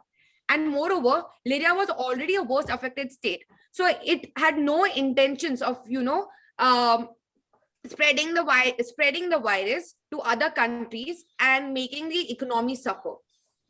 So the political grounds on which the current president of Ocuza is playing is true. Political mudslinging, to use your term? Sorry, Your Excellency? Political mudslinging, to use the language in your brief? Yes, we have used it in our memorial under that heading. So this is actually correct, because OQSA has been constantly blaming Lyria. As I stated earlier, it has been constantly stating Lyria, and the fact that it offered help. This was even when the spread was even when the cases were stagnant, and there were no chances of the virus turning into a deadliest virus. Moreover, this is also an established fact. If we see that on 18th January, the IHR Emergency Committee, until then also it did not declare the outbreak as a pandemic. Are Lyria's hands clean? Yes, Your Lordship, because it has not. It's not because of it that the virus had spread throughout the country, throughout the world, and it is also. I don't agree, because I continue my colleague's question that Lyria's hands are not clean, because I repeat the question which I put your colleague earlier. So Article 6 and Article 7 of International Health Regulations 2005 mandates Lyria as a state party to notify WHO through IHR focal point within 24 hours of assessment of public health information of all events, all panic and the infection happening immediately. That has not been done. That is done, not done. So you are liable under Article 6 and 7 of International Health Regulation. That is one. Number two, if that is done, there is the responsibility of states for International Wrongs Act 2001. So why the Article 31 and 34 of the responsibility of states for the International Wrongs Act 2001 should not be invoked, making you to pay damages for the wrongs done? If Your Excellency permits, I shall address the question. First of all, there has been Your Excellency, there has been no delay on part of Lyria. It is important to understand that this virus was a new virus, and until and unless the genome is known, Lyria has a responsibility towards the international committee not to create any sort of false alarm or world panic. Had it declared that the virus is the deadliest on some on just the initial investigations, and if that situation would not have turned out to be true, then again OQSA would have it would have blamed Lyria for this for unnecessary creating a false alarm. Again, there would have been this obligation on part of Lyria. Here, the reason is it better to create a false alarm or not to create an alarm when 200,000 people are going to die? Your Excellency, this thing was discovered very later on, because as we see the earlier SARS virus, it did not turn out to be such deadliest. So nobody would predict that this version of KKC2 virus would be more than that. Moreover, that Lyria did not actually it did not hide anything, because if again if we created a false alarm, then it is when you are saying that it was detected much later, when it was detected later within 24 hours, did you inform ICH focal point of WHO? Your Excellency, it is important to note that when the genome was discovered, the World Health Organization had congratulated Lyria for identifying the genome in such a short duration. So the answer to the question, I think, is no. Your Lordship, as in when the proper reports, because we could not let the rumors spread. So as in when the reports were thoroughly checked, they had been provided to the WHO. Moreover, when the WHO... Let me ask my question again. Yes, is the answer to the question yes or no? there has been no delay. Your Excellency, there has been no delay on Lyria to convey any sort of information to WHO. 24 hours, I said 24 hours. That's what the Article 6 says. 24 hours. Did you inform in 24 hours? Your Excellency, within those 24 hours, we did not, Lyria did not have that, what do you say, an accurate information with respect to the virus. So it could not have shared it could not have shared anything on the basis of the current investigation. Moreover, Lyria had also issued an urgent notice when it came to know that the outbreak is a result of because of an unknown cause of pneumonia.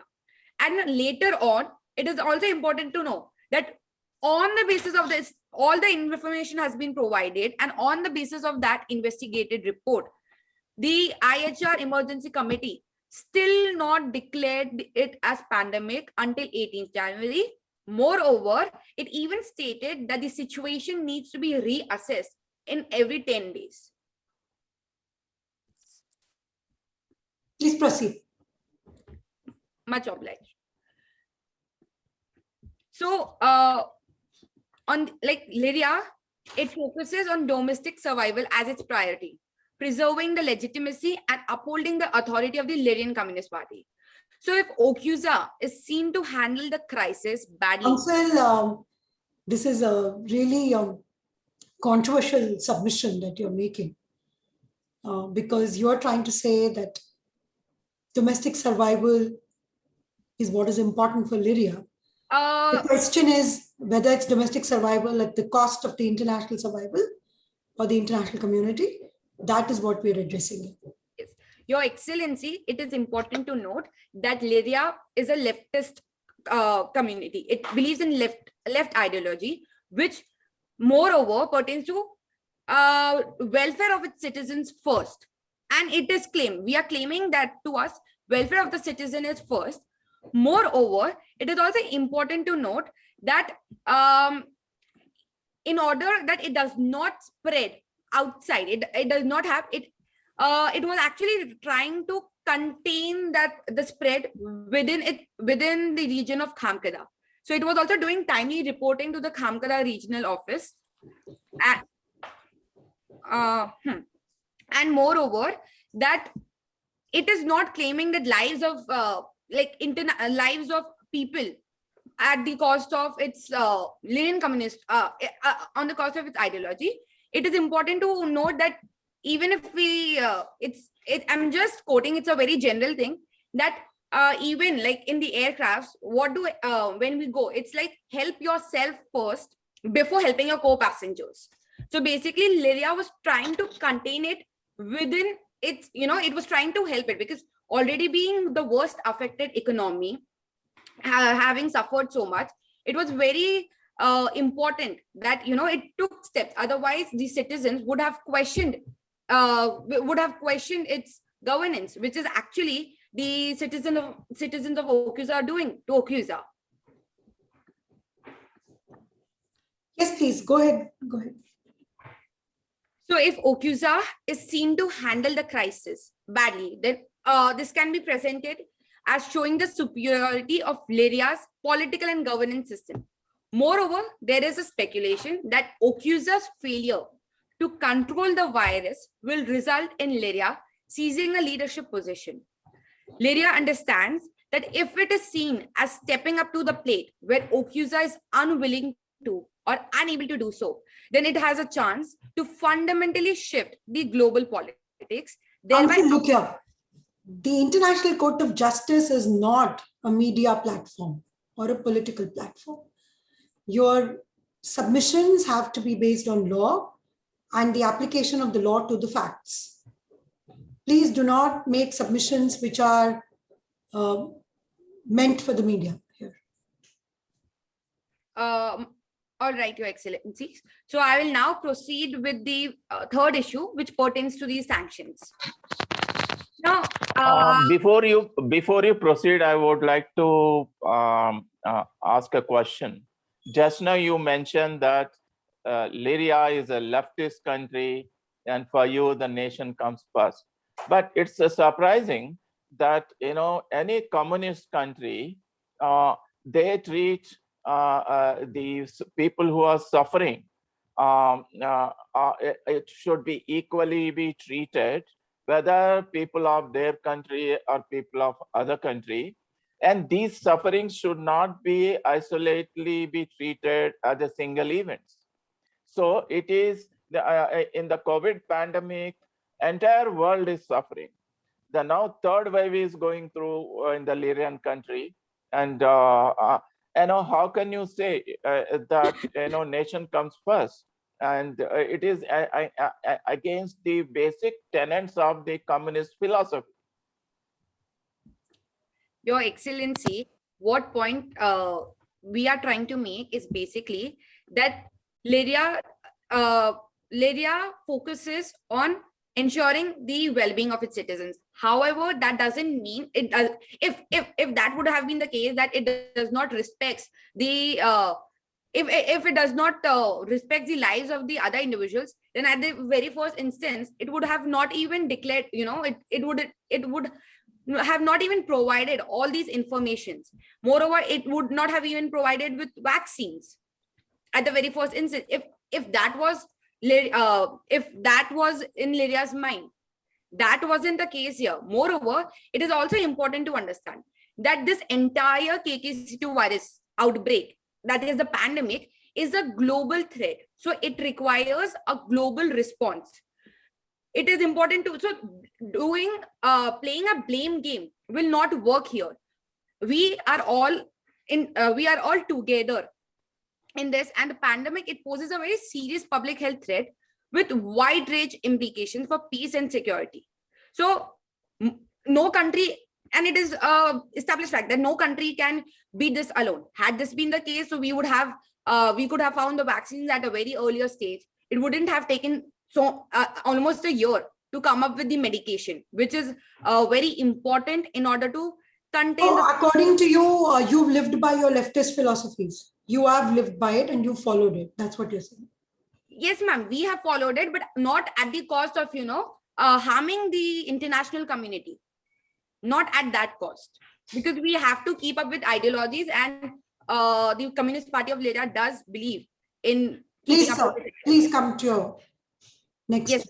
Yes, Your Excellency. On the question of sanctions, what is your submission? That what Lyria is trying to state is that the principal aim, the WTO's principal aim, is to basically liberalize the trade, contrary to the direct purpose of economic sanctions. Now, sanctions, they restrict the trade, and mostly for non-economic reasons or reasons to cause harm to the other economy. So did you challenge the sanctions when they were imposed? Sorry, Your Excellency, I could not hear. Sorry. Did you challenge the sanctions when they were imposed against you? Your Excellency, at that time, actually, the thing was, we were busy in, coming up with the medications and especially the vaccines.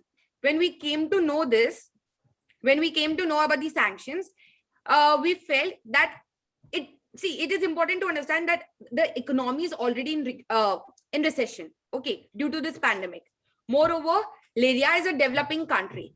So it has to, so the sanctions imposed are, of course, not correct, because basically you're punishing Lyria for something which it hasn't done. I mean, the answer to the question is no.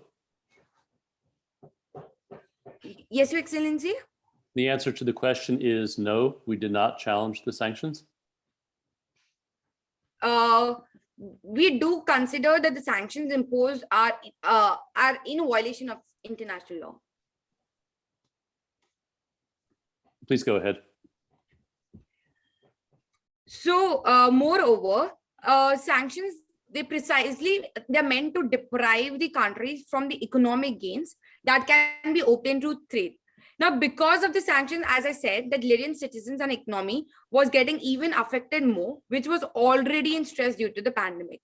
And with regards to the dispute in hand, the passing of the ordinance, it empowered the authorities in OCUSA to restrict the OCUSA-based financial institutions from granting loans or underwritings to the Lyrian businesses and prohibited the Lyrian firms from being listed on OCUSA stock exchanges.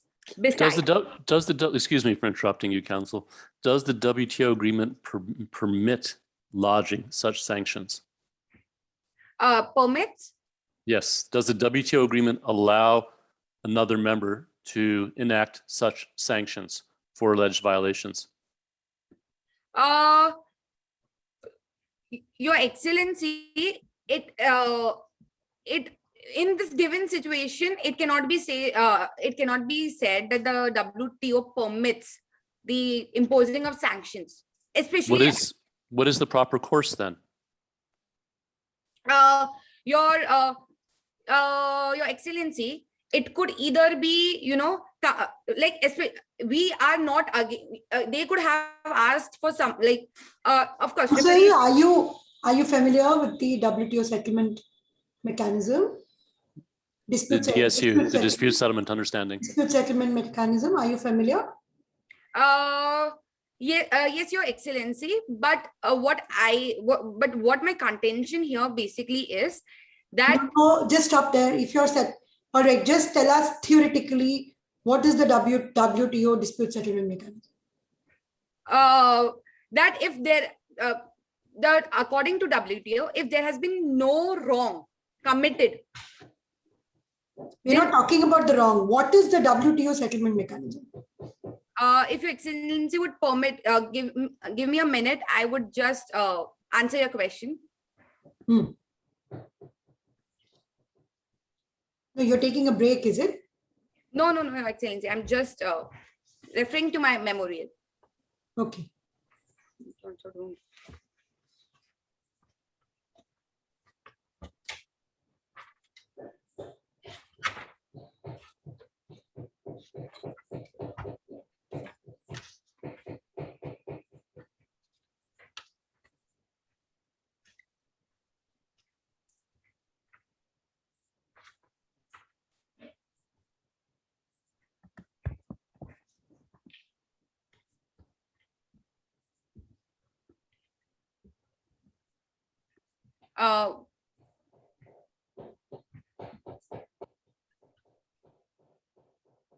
It's all right, counsel. If you don't know something, you can admit that you don't know. No, Your Excellency, the council would like to answer the same. Yes, please answer. So when we talk about resolving trade disputes, so it is one of the core activities of WTO. So also a dispute arises when a member government believes that another member government is violating an agreement or a commitment that it has made in WTO. Now, one of the most active international disputes, WTO being one of the most active international dispute settlement mechanism. Now, the dispute settlement process involves, it can be done in on the basis of rules of conduct, on rules and procedures. There are certain rules and procedures for settling of the disputes. Okay, please proceed. With the rules of conduct, Your Excellency. No, you can proceed with your submissions now. Okay, Your Excellency. So, as I said, that it took away the right to free trade as well as the autonomy of Lyrian citizens. Moreover, the Committee on Economic, Social and Cultural Rights has also stated that given that some diseases are easily transmissible beyond the frontiers of state, the international community has a collective responsibility to address this problem, and the economically developed state parties have a special responsibility and interest to assess the poorer developing states in this regard. So OCUSA sanctions are, basically designed to groundlessly smear Lyria's business environment and gravely violate the international law and basic norms governing the international relation. I think your time is up. You can make your concluding submissions, please. So the council would like to conclude by stating that taking any measure like sanction cannot be implemented because it is done in the form of punishment, and it cannot be given in mere anticipation. guilt needs to be proved. And moreover, Leria and Ocuza had no direct relation when it came to the initial reporting of the stages of pandemic. Leria was as new to it as was Ocuza. So what we would like to conclude by saying is that by killing two birds with one stone, that is blaming Leria to bring its hard-earned reputation down in the international community and hiding the failure to manage the pandemic, the Ocuza's passing of Leria sanction ordinance is in violation of the international law. Now, if the Excellency permits, the Council would seek permission to proceed with prayer. The prayer may be taken as read. Much obliged. My lords, with your permission, I request both the teams, team 1 and team 11, to kindly start for the rebuttal round. First, we go to the other team, and you have 5 minutes each. Kindly start. Your time starts now. And kindly keep a check on the courtmaster. With the due permission of the jury, please proceed. With the due permission of this court, we would like to move to rebuttals. While we thank our opponents for their respectful submissions, which we will be respectfully rebutting. Your Excellency, the first point which the agent would be making is that the respondents have not understood the burden of issue 2 is to show that Leria has no liability or has not violated any international law or obligation. But the whole issue that the agent dealt with was to shift the blame to show that the liability of Ocuza was there, Your Excellency.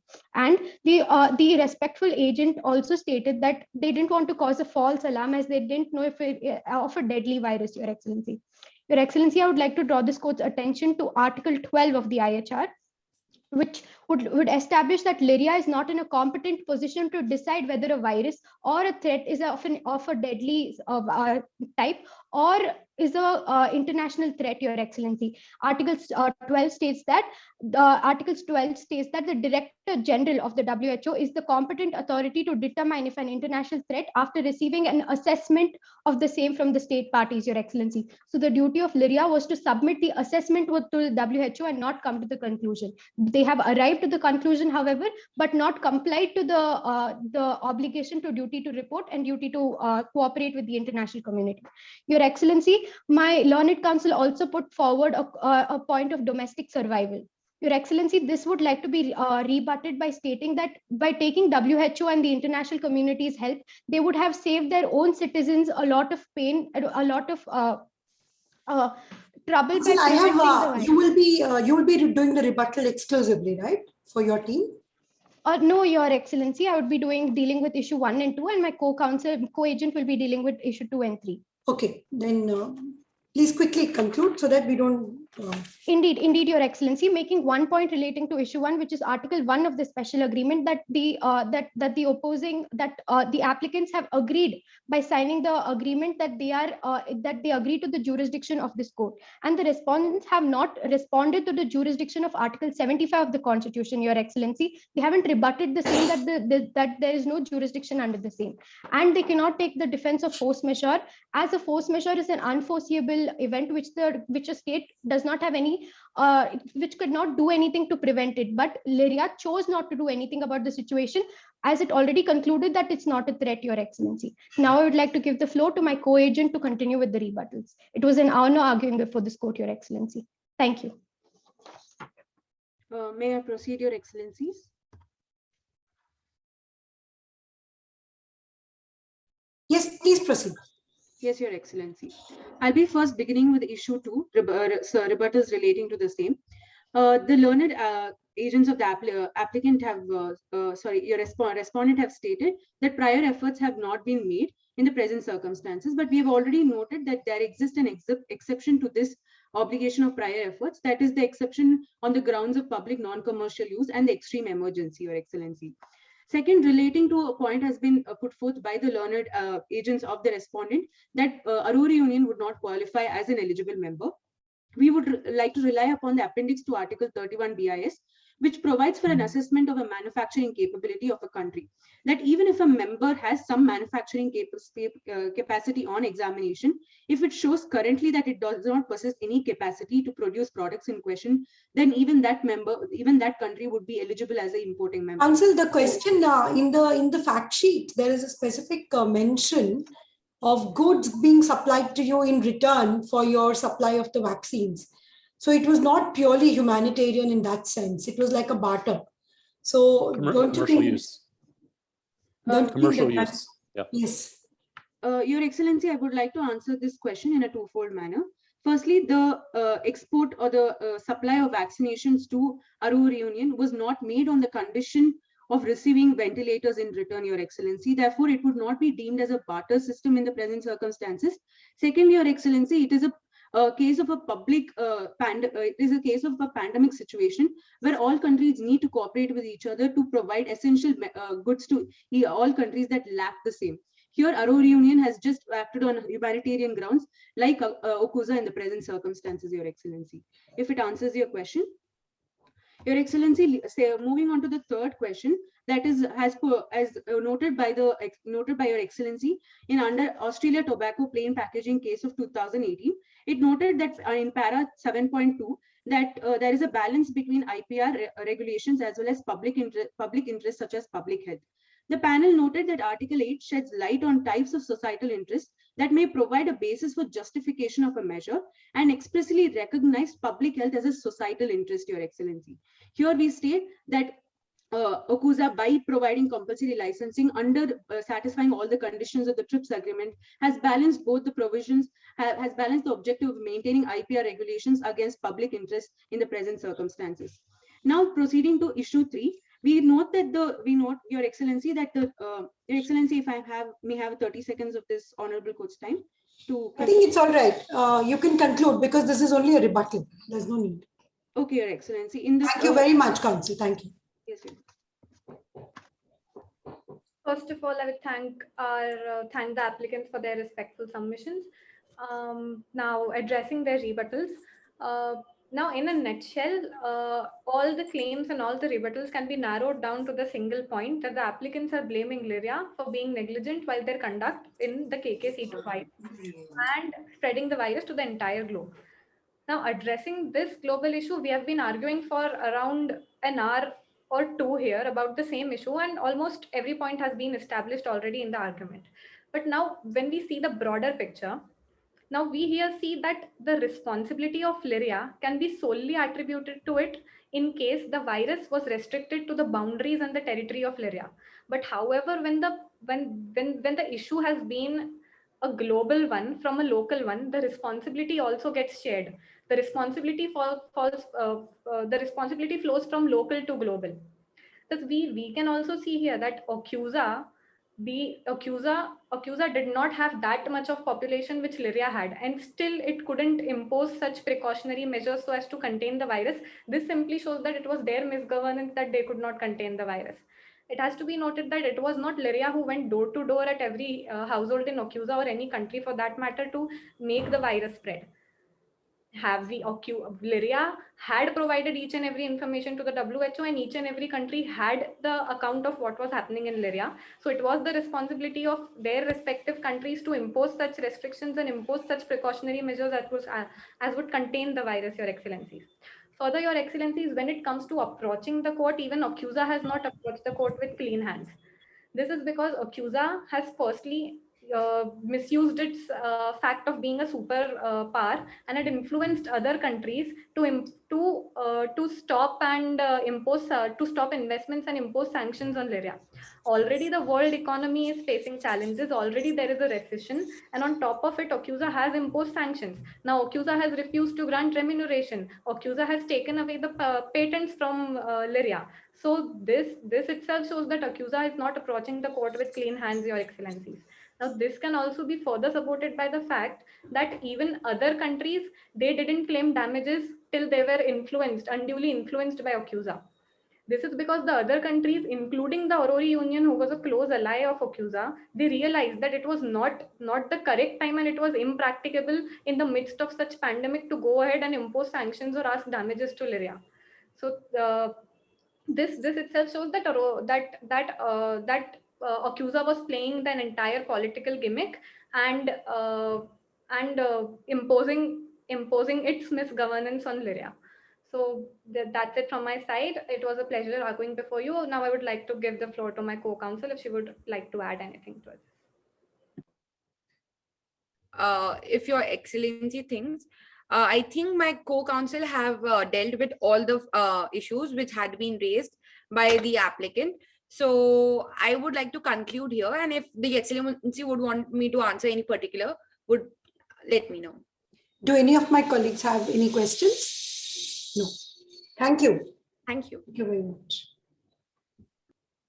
Honorable jury, I request you for a private chat and kindly announce the Honorable Justice Pratibha M. Singh, Delhi High Court. We request you to, out of the two teams that are arguing today, Team 1 and Team 11, kindly announce the winning team.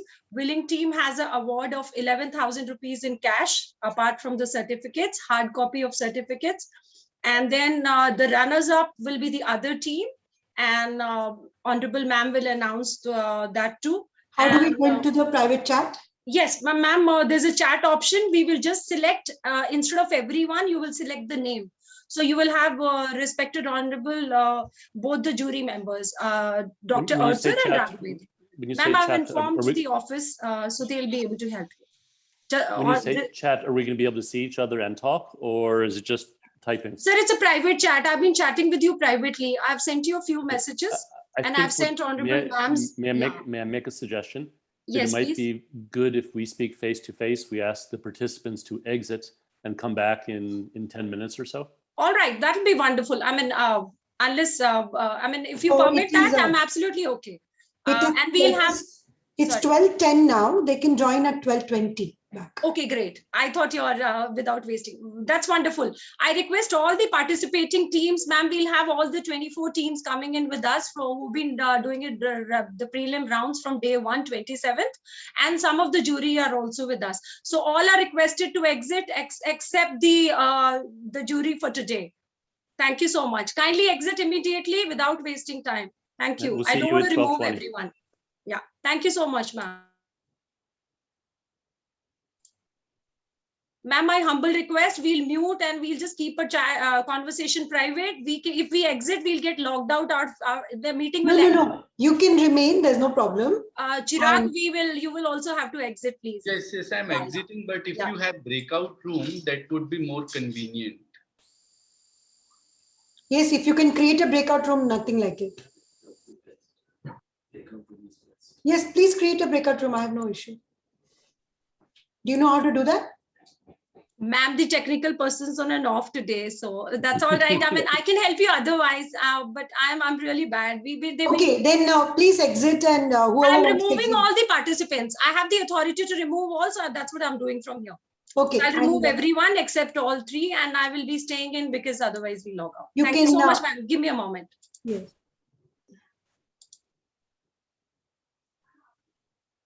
So much easier to have face-to-face discussions. Yes, it's very difficult to do a chat on this.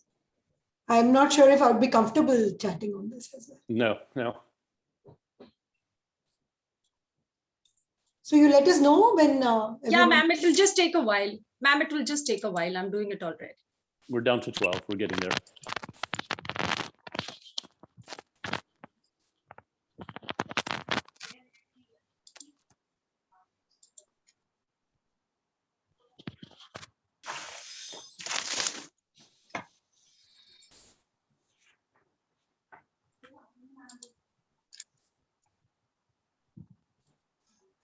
Need to remove 13, 12 weeks apart from that. End the meeting till the time you guys are there.